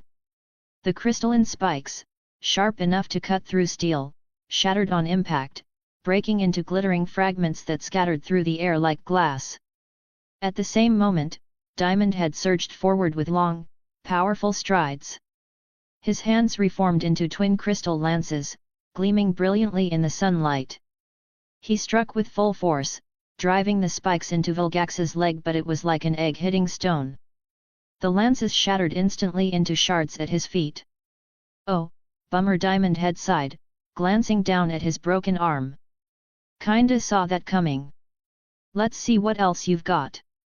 Vilgax bellowed, grabbing Diamond Head by the head and slamming him into the ground with brutal force. Cracks spread across Diamond Head's body like fractures in glass, leaving him sprawled on the ground, barely able to move. "It's over, Ben Tennyson." Vilgax raised his fist, ready to crush him once and for all. But before he could strike, heavy footsteps echoed from nearby. The ground trembled as something massive approached. Vilgax turned sharply and froze. "Not a chance!" Humungusor shouted, crossing his arms before slamming his entire body forward in a devastating collision. The sheer force of the impact sent Vilgax crashing into a nearby statue, embedding him deep within the stone.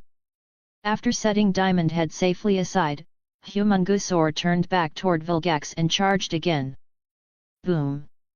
A massive figure burst out from the shattered statue, its momentum colliding head-on with Humungusor's. The impact shook the mountain.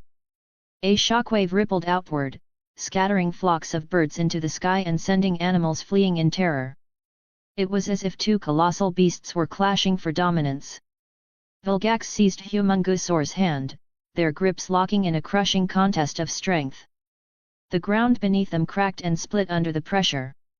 "Interesting," Vilgax growled, a cruel grin curling across his face. "Finally, someone who can go toe-to-toe with me." Chapter 120, Chapter 120, Relentless Pursuit. "You really think turning into a big brute means you can beat me?" Vilgax snarled, driving his knee up hard and sending Humungusor flying backward off the cliff. Boom! A deafening crash echoed through the valley as Humungusor's massive body smashed against the grey rock face, trailing a violent gust of wind before slamming into the ground below. The impact cratered the earth, spiderweb cracks spreading in every direction. Humungusor braced himself with his thick arms and slowly pushed upright. But before he could steady his breath, Vilgax's figure blurred. He shot downward like a meteor, striking straight for Humungusor's head. Humungusor's eyes narrowed coldly. His snake-like arm shot out, seizing one of Vilgax's tentacles. With a fierce twist, he executed a massive shoulder throw, slamming Vilgax into the ground with bone-rattling force. Vilgax screamed as his jaw met the rock with a sickening crack. "You little brat! I'll never forgive you," he roared, grabbing a nearby boulder. With a surge of fury, he hurled it with all his might, the massive rock whistling through the air. Humungusor scoffed and threw a punch. The boulder, hard as steel, shattered instantly like brittle tofu, exploding into a storm of fragments. Snarling, Vilgax tore an entire tree from the ground, spun it around several times, and swung it viciously, trying to smash Humungusor flat. Boom! A brown fist shot out, splintering the tree into countless pieces. The force behind it was monstrous. Charging through the cloud of flying wood chips, Humungusor lunged forward, his iron-hard fist crashing toward Vilgax with unstoppable momentum. Vilgax met the attack head-on, clenching his massive fist. "Let me show you, Earthling, I'm not someone you can underestimate." Thud! Thud! Thud! Their thunderous blows collided again and again, shaking the ground. Two beasts locked in savage combat, neither yielding an inch. For a while, neither gained the advantage. The fight was dead even. "Your strength, it's stronger than I expected," Vilgax muttered, eyes narrowing in disbelief. He had thought Humungusor was just brute force with no real skill. He'd sent him tumbling off a cliff earlier, yet here, face to face, the alien was fighting him on equal ground. "That's not all I've got," Humungusor bellowed, shoving Vilgax back with a burst of power. His massive hands clenched. His body began to grow rapidly, bones shifting, plates of armor pushing through his back as his frame expanded higher and broader. In seconds, he towered over 20 meters tall. The sun vanished behind his enormous shadow, his presence radiating overwhelming power. To Vilgax, standing before him now felt like facing a mountain or a god. Caught off guard, Vilgax froze, eyes wide, tentacles trembling involuntarily. Humungusor let out a thunderous roar, his muscles tightening as he threw a colossal punch that crashed down like an avalanche. Vilgax tried to dodge, but the fist was too massive to avoid completely. Boom! The blow landed with explosive force, crushing Vilgax into the ground. The entire mountain shook from the impact, dust and rocks cascading down the cliffs. When Humungusor pulled his fist back, Vilgax lay broken in a crater, his body covered in wounds, struggling to move. It's over. But before Humungusor could finish him off, a pulse of green energy rippled across his body, instantly transforming him into Snarrow. He glanced down at his bandaged form and sighed, shaking his head. Then his legs coiled and released like springs, launching him toward the crater at incredible speed. Vilgax staggered to his feet, panting heavily. That last punch had left him reeling. Hand it oh! Before he could finish, white bandages shot forward, wrapping around him in layers until he was bound tight like a giant cocoon. Don't think you can hold me, you cursed creature! Vilgax roared, straining against the bindings. A tremendous surge of force rippled through the wrappings. Rib! With a sharp crack, the bandages snapped apart. Vilgax tore himself free and charged again, unstoppable. Snarrow's glowing green eyes darted upward. Spotting a branch above, he prepared to latch onto it, but then another energy pulse rippled through him, and he transformed again. In an instant, his body shifted into Cannonbolt's round, armored form. Broad, compact, and solid, he looked like a giant walking boulder or, perhaps, a talking panda. As Vilgax charged in, Cannonbolt tucked his arms and legs, compressing his soft frame into a gleaming yellow sphere solid as steel, unbreakable. He spun at incredible speed, generating massive kinetic force as he tore through trees in his path, slamming straight toward Vilgax. Caught off guard mid-charge, Vilgax took the full brunt of the spinning impact square in the chest. Arg! He roared, the sound echoing across the valley as he was hurled backward, crashing into the dirt with a heavy thud. Through a shallow puddle beside him, Vilgax caught sight of his own reflection, mud-caked, battered, and utterly humiliated. "I'll kill you," he bellowed, rage consuming him. When had he ever suffered such disgrace? But just as he tried to rise, a whistling iron sphere came hurtling down, slamming into his head. His vision blurred, stars exploding before his eyes as he toppled back into the mud. Cannonbolt scratched his head while standing atop Vilgax's back, kicking his stubby legs repeatedly. The sheer weight of him nearly crushed Vilgax, forcing the alien to cough up blood. Lucian, inside the form, couldn't help feeling irritated. The guy was like a cockroach. No matter how many times you hit him, he just wouldn't die. Of course, Lucian knew why. The alien forms he'd used so far simply didn't have enough firepower to actually kill Vilgax. After all, in the original timeline, this monster had survived until the very end, enduring starship crashes, explosions, even missile strikes, yet somehow always lived.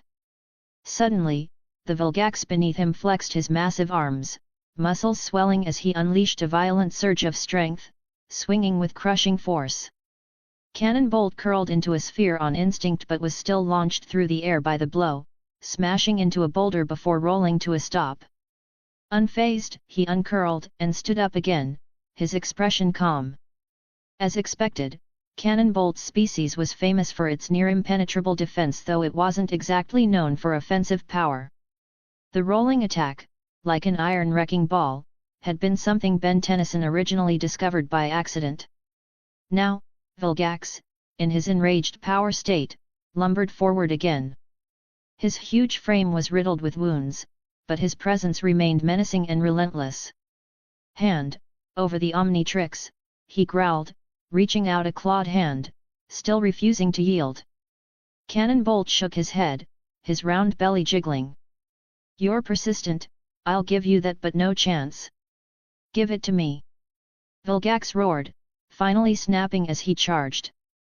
At that instant, a surge of energy coursed through Cannonbolt's body, his form flashing green before transforming into Big Chill. If you'd like to support my work and unlock advanced chapters, you can follow me on Patreon. Up to 50 chapters ahead for now. patreon.com/pinksnake. Chapter 121, Chapter 121, The Ice Elephant Construct. Entirely ice blue and full of vitality, it looked like a spirit born from a world of frost and snow.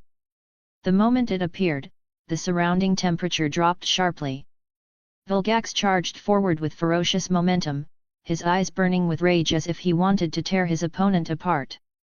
Big Chill stood calmly, completely unshaken. Just as Vilgax's claws were about to strike, Big Chill phased into its spectral form, ignoring the attack and passing straight through him. "What the hell is this thing?" Vilgax roared, nearly losing his mind. He hadn't expected a human from Earth to control so many alien forms. The more he thought about it, the angrier he became. He clawed wildly at the blue silhouette before him, but his hands only grasped empty air, useless. "You're too hot-headed. Let me cool you down." As soon as he spoke, Big Chill's ghostly form sank into Vilgax's body. Freezing cold spread from Vilgax's chest, frost forming and hardening until he was encased in ice. Inside the crystal-clear sculpture, Vilgax's furious expression remained frozen in place, like time itself had stopped. Big Chill flickered, appearing mid-air. It exhaled a chilling breath, quickly shaping an animal from solid ice. "Now's the chance, finish him off." Moments later, a massive elephant of sculpted ice, surrounded by wisps of mist, took form above Vilgax. "Go!" Big Chill pointed. "Moo!" The icy beast swung its long trunk, tusks gleaming coldly, and charged down the frozen steps like an out-of-control train. Vilgax had just broken free of the ice when the elephant struck him squarely. He flew like a kite with its string cut, crashing through several massive trees before slamming into a tall stone cliff. The elephant exploded in midair, unable to withstand its own force, and scattered into shards that quickly faded. "Let's see if he's dead yet."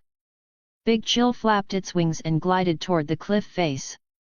Half buried in the rock, Vilgax's body was spread out in a shape, pain surging through every muscle.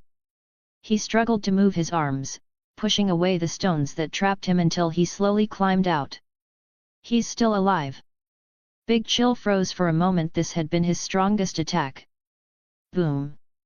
Vilgax burst free from the mountain, covered in dirt, gravel, and shards of ice, gasping heavily. "No, if this keeps up, he'll die at this kid's hands. Taking the Omnitrix can wait. Better to live to fight another day." Whoosh! As he thought that, a loud roar echoed overhead. A colossal cosmic battleship appeared, its metal frame trailing thick smoke as it descended rapidly. Its course directly toward the center of the battlefield. Feeling the fierce wind bearing down, Vilgax didn't hesitate. He bolted to the side. He had no intention of being flattened by his own ship. It might not kill him, but it wouldn't be pleasant either. Big Chill spread its wings, turned spectral again, and flew straight toward the descending warship. Soon, he slipped inside and found Grandpa Max and Gwen operating the controls. "The ship is about to crash. We need to make an emergency landing." Grandpa Max turned his head to look at the battered rust bucket. But his heart sank instantly when he saw the rust bucket's tires. They had burst at some point, now limp and deflated. He'd planned to rev up the rust bucket at the last moment before the ship hit, using its momentum to escape the terrifying shockwaves. But this was not what he'd envisioned. Without the rust bucket, were they to jump directly from the ship? That would likely leave not a shred of them behind.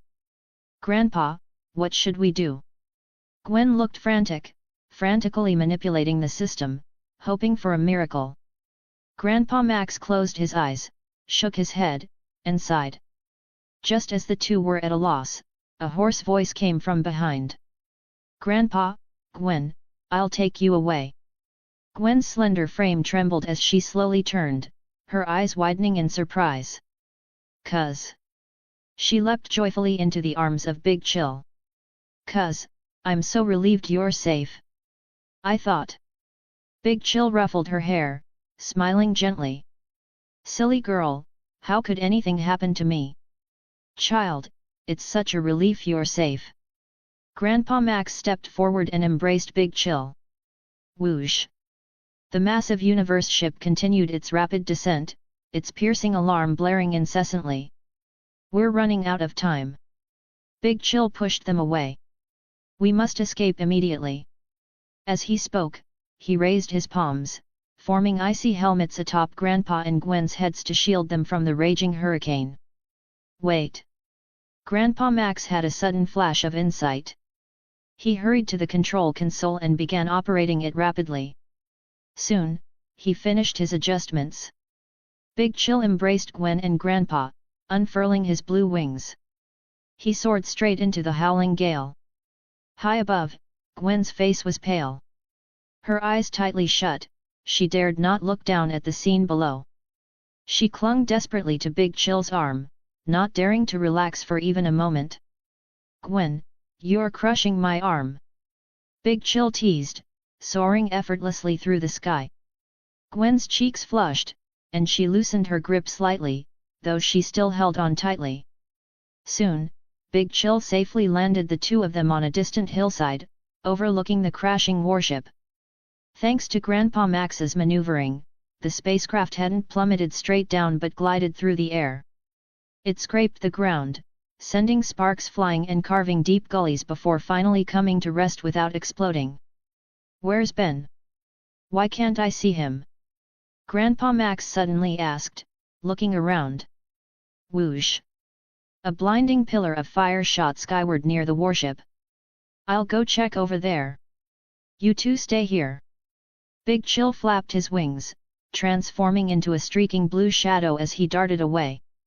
Upon arriving, he saw Heat Blast battling Vilgax, not far from the crashed ship. Vilgax had been overwhelming Heat Blast, but the moment he spotted Big Chill in the sky, his confidence evaporated. He turned and fled toward the universe starship. He had to escape this planet, far away from Big Chill. "Don't run!" Heat Blast pursued relentlessly, about to storm the ship. But Big Chill was faster. He streaked before Vilgax, unleashing a blast of biting cold air straight at him. "Get lost! You Earthlings!" Vilgax made no attempt to fight, dodging the cold blast before dashing into the command center. Big Chill had intended to pursue, but suddenly seemed to remember something, turning back. He grabbed the furious Heat Blast along the way and hurried toward Grandpa Max and the others. "Cuz, let me go. I'm going back to beat the crap out of that damn stinky squid." Heat Blast struggled. "No need. He'll be miserable soon enough," Big Chill rasped, swiftly returning to the hillside. In the distance, the colossal space battleship rose into the sky once more, its powerful engines roaring as it soared into outer space. "Tennyson family, I'll be back for you!" Vilgax roared furiously from the airlock entrance. His voice echoed across the heavens, reverberating in every direction. Everyone watched as the starship departed, gradually fading into outer space. Boom! The boundless sky suddenly erupted with blinding firelight, dazzlingly brilliant. For a fleeting moment, even the sun dimmed. Big Chill stood on the hillside, a faint smile playing at the corners of his mouth, as if he could hear Vilgax's agonized screams. If you'd like to support my work and unlock advanced chapters, you can follow me on Patreon. Up to 50 chapters ahead for now. Patreon.com/pinksnake. Chapter 122, Chapter 122, The Strange Creature. The reason Big Chill had stopped Heat Blast from pursuing Vilgax earlier was because he knew Grandpa Max had already activated the ship's self-destruct sequence to prevent Earth from being destroyed by Vilgax's cannon. When he went to pick them up, Grandpa had said to wait a moment. He'd gone to the control console to trigger the self-destruct system before escaping the falling ship with Big Chill. What beautiful fireworks! They'd be even prettier at night. Gwen gazed up at the sky, feeling a rush of relief after surviving the ordeal. Of course, she had to thank Lucian for that. If he hadn't flown back to the space battleship in time, she and Grandpa Max would have been done for. Lucian, Grandpa turned toward Big Chill, it's all thanks to you that we defeated Vilgax. Big Chill smiled faintly and said nothing. What about me, Grandpa? Heat Blast protested. He'd helped beat Vilgax too. All right, you're all heroes. Grandpa Max laughed warmly. Later, Grandpa will whip up a grand feast for you, absolutely top-notch, I promise, heh heh. Oh, come on. Heat Blast grumbled, lowering his head. Everyone burst into laughter, their joyful voices echoing across the valley. A week later, the heavily damaged rust bucket was finally repaired and back on the road. Sitting inside, Lucian frowned slightly. Didn't we leave the rust bucket on Vilgax's ship back then? The situation had been chaotic. After Big Chill carried Grandpa and Gwen to safety, he'd flown straight away from the crashing battleship without taking the rust bucket. Yeah, that's what I thought too, Gwen said, biting into a lollipop. Ben, who was in the middle of playing sumo slammers, looked up with a smug grin. Well, that was all thanks to our big hero right here. That's right, Grandpa Max chuckled, tightening his grip on the steering wheel. Our little hero saved the rust bucket just in time. It turned out that when the ship was crashing, Ben had transformed into 4 arms. He'd rushed inside, trying to rescue Grandpa and Gwen, but couldn't find them anywhere. Figuring they'd already been saved by Lucian, he'd caught sight of the rust bucket out of the corner of his eye. With sheer brute strength, he'd lifted it and carried it out of the wrecked battleship. After all, it was Grandpa's pride and joy. It couldn't be left behind for Vilgax to steal. Just as he made it out, Vilgax appeared, roaring furiously as he charged at him. 4 arms hurled the rust bucket into the forest, ready to smash the stinky squid to pieces. But before he could, an energy pulse flashed across his body, turning him into Heat Blast, and the two had immediately clashed. What came next was the scene Big Chill had witnessed. Nice work, Ben. Lucian gave him a thumbs up, offering genuine praise. Good job, doofus, Gwen said casually, though her eyes softened. Awesome. Total one-shot. I'm the best.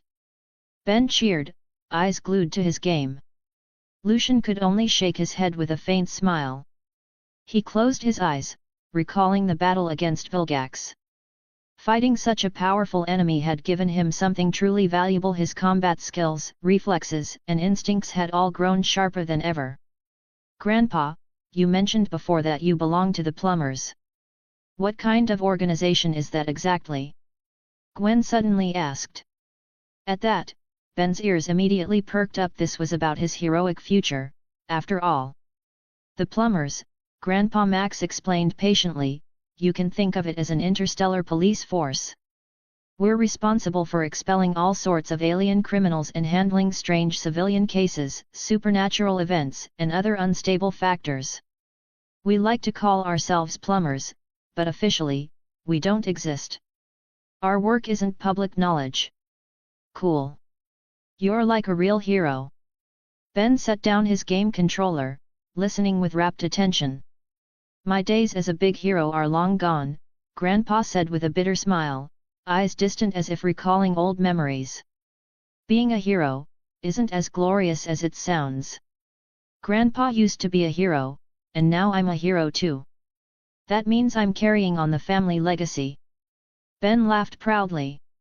I appreciate that you think so, Ben, Grandpa Max said, keeping his hands steady on the wheel, eyes focused ahead. But I don't want you joining. It's too dangerous. During his years with the plumbers, he'd faced countless deadly situations.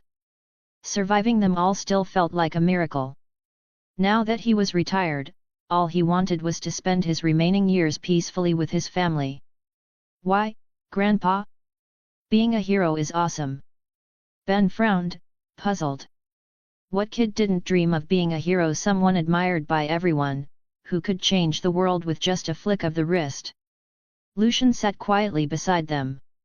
He didn't say a word, but he understood how Ben felt. After all, Ben was only 10 years old, right in that age where dreams of heroism burned brightest. But only those who'd lived through it could understand the exhaustion, numbness, and crushing weight that came with being a hero. Ben, you'll understand one day, Grandpa said gently, leaving it at that. 10 o'clock at night. The moon hung bright in a star-scattered sky, its pale light shimmering across the quiet highway. The rust bucket sped along, searching for a place to rest for the night before continuing the journey. Gwen was tapping away on her computer, while Ben and Lucian were absorbed in a video game. It was Lucian's first time playing sumo slammers. He picked Ishiyama, teamed up with Ben, and together they powered through the stages, finally defeating the evil Kenko and taking first place. Oh, come on! I'm not even in first place! Ben pouted, glaring at the screen. Lucian's score towered far above his. Keep trying, Lucian laughed, patting Ben's shoulder. Ben, that's enough for tonight. It's late, go get some sleep, Grandpa called from the front. Just then, the radio crackled to life with a news broadcast. Breaking news, a strange creature has been sighted at a private villa on the outskirts of town. Reports say it's extremely violent and destructive. Local police have already been dispatched to investigate. Ben's eyes lit up instantly. Awesome! Time for the big hero to make his entrance. It's not far from here, Grandpa said, stepping on the gas. Let's go take a look. About 10 minutes later, the rust bucket arrived at the scene. In the suburbs stood a luxurious villa surrounded by tall trees. Police cars lined the entrance, red and blue lights flashing. The vehicles were empty, the officers had already gone inside to deal with the creature. The group got out of the rust bucket, quietly considering how to sneak past the authorities and get inside. Whoosh! A dark figure suddenly flew out of the villa and crashed hard onto a police car. Lucian stared. An injured middle-aged man lay sprawled across the hood. He was wearing a police uniform, blood trickling down his forehead, eyes filled with raw terror. Whoosh! Whoosh! Whoosh! Dozens more officers were flung out one after another, tumbling across the ground. Monster! Monster! Fall back! Requesting backup at headquarters. Their faces were pale with fear, some bleeding, others bruised. They scrambled into their cars, slammed on the gas, and sped away in a frenzy, leaving behind thick clouds of exhaust that made the air sting. Well, looks like we've got a clear path now, Lucian said with a shrug. We'd better be careful. Whatever's inside isn't something to take lightly, Grandpa warned, his tone serious. Relax, Grandpa. The big hero's here, what could possibly go wrong? Ben puffed up his chest, full of confidence. He raised his wrist and pressed down on the Omnitrix. A flash of emerald light burst forth. Thud! His slender frame shifted, ashen skin, sharp fangs, and a glowing green lantern fixed atop his head. Rupyas. Chapter 123, Chapter 123, Havoc Beast. I was thinking of becoming 4 arms. Rupya scratched his head. Forget it. Let's head inside, Grandpa said, pushing the door open and stepping in. The others followed close behind. The villa was cloaked in darkness. The floor was a mess of shattered debris and scattered trash, as though torn apart by razor-sharp claws. Rupyas led the way. The green lantern on his head gave off a faint glow, just enough to light the floor beneath his feet. Rustle, rustle. Suddenly, a strange sound came from the side. Not a chance you're getting away! Rupyas shouted, sprinting toward the noise and vanishing into the shadows. Ben, wait!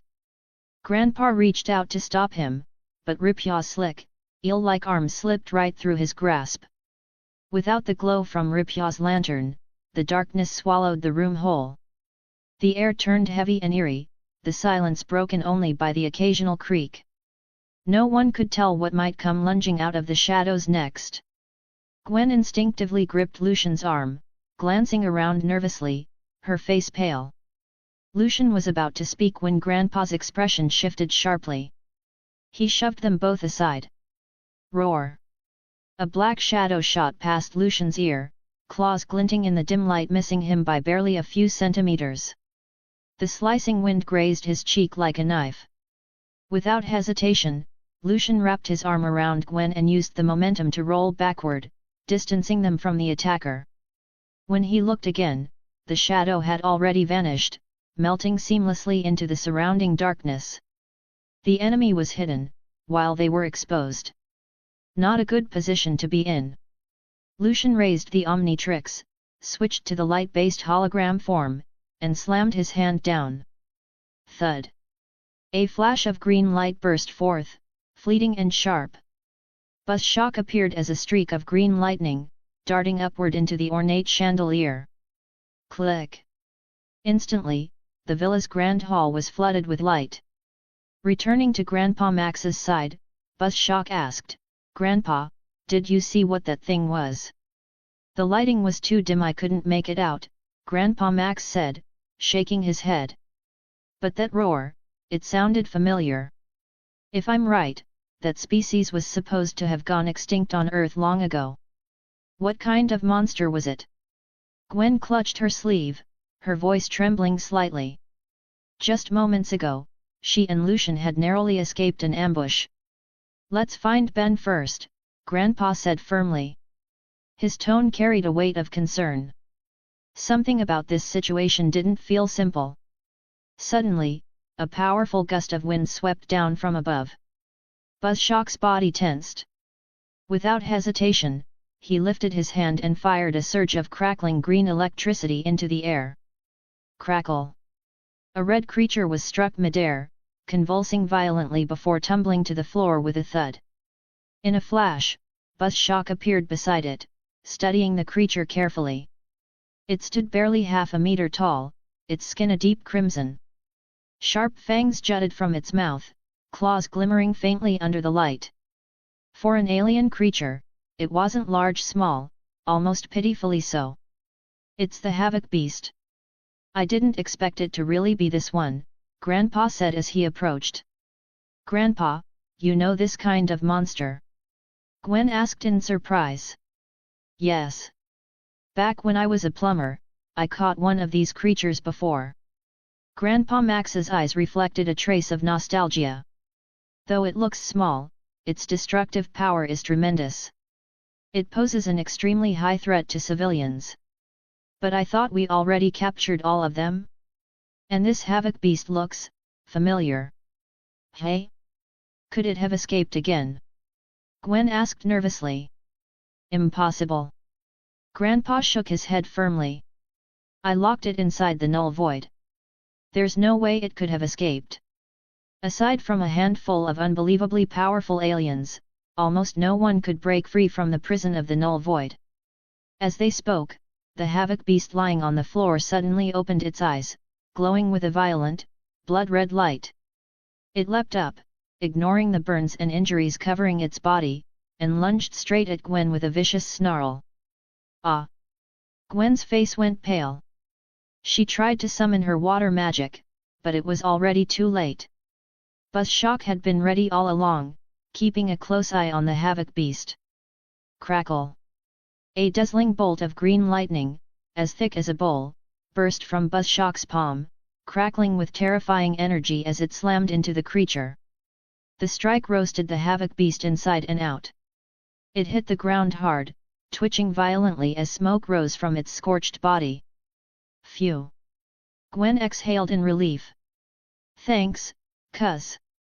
Grandpa Max grabbed a coil of rope from somewhere, quickly tying the creature up tight before pulling out his communicator to call for backup. Just as they finished securing it, a loud crash echoed from the stairwell. Boom! Ripya's came tumbling down the stairs, battered and covered in claw marks, landing in a heap at the bottom. Grandpa Max hurried forward to catch him. "What happened, Ben? Oh man, there's a forearms up there." I turned into Rypyos and still couldn't take it down. Rypyos said, clearly frustrated. "What? A forearms? Upstairs?" Grandpa Max froze, thinking he'd misheard. "Your brain must be overheated," Gwen muttered, grabbing a nearby water jug and pouring it over Rypyos's head to help him recharge. "I'm serious." Rypyos gulped down some of the water, still trying to explain. "I'll check it out." "Stay alert," Buzzshock said sharply. In a flash of blue-green light, he shot upward like a streak of lightning. The moment he reached the second floor, Buzzshock stopped dead in his tracks. A massive figure sat in the corner, silently chewing on a loaf of bread. The creature had 4 arms and 4 eyes, its pale blue skin covered in knife scars and bullet holes. It looked like a monster born from battle itself, a beast that had clawed its way out of a sea of blood and corpses. Aside from its skin color, its features were almost identical to 4 arms. The blue creature sensed the presence of an intruder and turned its head, glaring with feral intensity. It let out a bone-shaking roar, the ground splintering beneath its feet as it charged straight at Buzzshock. If you'd like to support my work and unlock advanced chapters, you can follow me on Patreon. Up to 50 chapters ahead for now. Patreon.com/pinksnake. Chapter 124, Chapter 124, Wait a moment. Thud. The massive body slammed into the floor, shaking it violently, nearly collapsing the entire second floor under its weight. Snapping back to focus, Buzzshock unleashed a surge of crackling energy, hurling a powerful wave of electricity straight ahead. Sizzle! The blazing green lightning, like a roaring serpent of energy, struck the blue monster in an instant. But the fierce attack only made it pause briefly. Enduring the raging current, the blue creature pressed forward, unfazed. Its bare torso turned black and blistered under the intense electric assault, yet the beast showed no sign of pain, its eyes wild, its movements unrestrained, like a feral animal newly freed from its cage. The creature was even larger than Ben's transformed 4 arms, its power terrifying to behold. With blood-red eyes, it roared furiously and swung a hardened fist, aiming to crush the dovet before it. Buzzshock didn't move to dodge, continuing to release an overwhelming current of electricity. In a flash, the blue monster closed the distance and punched, shattering Buzzshock into fragments that fell to the ground in a shower of black debris. Roar! The 4-armed creature let out a thunderous howl, declaring itself the ruler of the world. But the next instant, a faint slithering sound came from beneath its feet. The monster froze, lowering its head slowly. The scattered black fragments on the ground began to shift and grow, first forming limbs, then a head, until 5 complete Buzzshock clones stood before it. The blue creature trembled with fury and fear, its body quivering before it roared again and charged forward with explosive force. Whoosh! All 5 Buzzshock blurred into streaks of green light, easily dodging the bull-like rush. Losing its target, the 4-armed monster stumbled forward, its massive body tilting off balance before it crashed straight through the floor into the first-floor hall. "What is that thing?" Gwen gasped, staring into the gaping pit where the giant had fallen. It looked almost identical to 4 arms, but its skin was blue, and its upper body was bare. "Ben, Gwen, get behind me." Grandpa Max's face hardened as he drew the twin blasters from his belt and aimed them at the creature. Rypyos grabbed the fish tank, took a huge gulp of water, and wiped his mouth. "Last time, I just didn't dodge in time. This time, I'll show you what I've got." Before anyone could react, he charged forward, claws bared, determined to reclaim some pride. Boom! The blue monster snatched up a chunk of debris and hurled it. The boulder slammed into Rypyos' gut, sending him flying back and crashing near the stairs. "Oh man, I don't want to turn into dried fish." Rypyos rubbed his head, looking helpless and goofy. Seeing the situation deteriorate, Grandpa Max squeezed the triggers, unleashing a barrage of blue laser fire that hammered into the creature's chest. Water Dragon Soul! Gwen cried out, summoning a swirling surge of water that took the shape of a mighty dragon. It roared as it shot forward, crashing into the blue monster with tremendous force. But the Tetraman's defense was monstrous like an immovable mountain. The attacks from both Grandpa Max and Gwen failed to even slow it down. The creature kept walking, step by heavy step, through the hail of lasers and water blasts, closing the distance between them. "Grandpa, what do we do?" Sweat streamed down Gwen's face, she was reaching her limit. Grandpa Max kept firing, jaw tight and brows furrowed, but he had no plan left. Run? He knew he couldn't outrun a Tetraman, and even if he could, what about Gwen and Ben?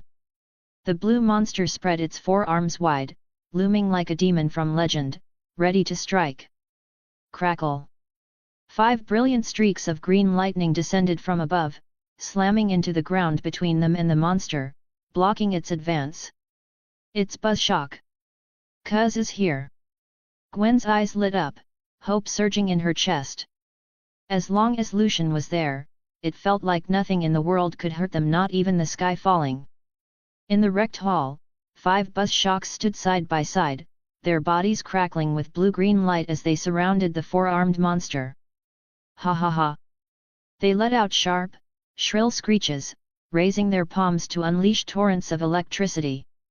5 raging streams of lightning twisted and coiled together, merging into a massive surge of energy that pulsed with a glowing ring of power before firing straight toward the creature's chest. The four-armed monster's eyes widened in alarm. It crossed its muscular arms just in time to shield itself. Boom! A deafening explosion erupted, swallowing the creature in a blinding flash. Green light flared across the hall, lighting every corner like a storm of energy. When the brightness finally faded, the scene became clear. The enormous blue Tetraman still stood where it was, but one of its arms was torn open by a massive gash, blood streaming down in thick rivulets. Its entire body was scorched and steaming, and the scars already covering its flesh now looked even more hideous and menacing. Roar! The creature clutched its wounded arm, its crimson eyes blazing with fury. "What defense?" Grandpa Max muttered. Any ordinary alien would have been reduced to ashes by that blast. The fact that this Tetraman was still standing meant it was an elite among its kind. "You, all, die!" the blue creature snarled in broken words. Before anyone could respond, it stomped hard on the floor, shattering it beneath its feet as a violent gust of wind burst outward. Then it charged straight at them. Buzzshock, drained of power, didn't have time to recharge. The 5 copies merged back into one in a flash of light. "Big guy, hey? Try this!" Buzzshock slapped the Omnitrix on his chest. In an instant, his form shifted and expanded, transforming into Humongousaur. Inside the confined villa, he didn't enlarge his full size, it would have limited his movement. Against this Tetraman, his regular form was enough. The blue creature roared and rushed forward, its blood-red eyes wild with fury, a monstrous aura radiating from its charge. Humongousaur raised his massive palm to block the oncoming punch, then spun his entire body and swept out his powerful tail. Thud! The thick, whip-like tail smashed into the Tetraman's side with terrifying force, sending it hurtling across the hall. The shockwave ripped through the air, scattering debris and clouds of dust everywhere. "Awesome! Cuz is amazing!" Gwen cheered, her earlier fear completely forgotten. Ripyas grabbed the fish tank again, gulped down a mouthful of water, then reluctantly set it back down. The water was nearly gone, and one more sip would have left the poor goldfish done for. "Water! I need more water!" Ripyas groaned weakly, collapsing onto the floor. Thud! A sudden flash of red light filled the room, saving him just in time. As the thick smoke cleared, the four-armed monster was revealed lying against the wall, clutching its waist in pain.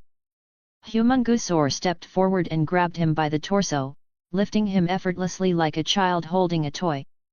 "Wait," a sudden, unfamiliar voice called out from the doorway. "If you'd like to support my work and unlock advanced chapters, you can follow me on Patreon. Up to 50 chapters ahead for now. Patreon.com/pinksnake." Chapter 125, Chapter 125, Phil. Everyone turned toward the sound. At the villa's entrance stood a middle-aged man in a blue uniform and black tactical boots, his posture rigid and upright. His jet-black hair was tinged with grey at the crown clearly dyed, and his deep-set eyes carried a hint of arrogance and sly confidence, like a man who had seen and survived it all. "Who are you?" Humungusor's gravelly voice rumbled as he turned toward the newcomer. Wait a second, that face looked familiar. Grandpa Max's eyes widened in surprise. "Phil. Oh, it's you. Max."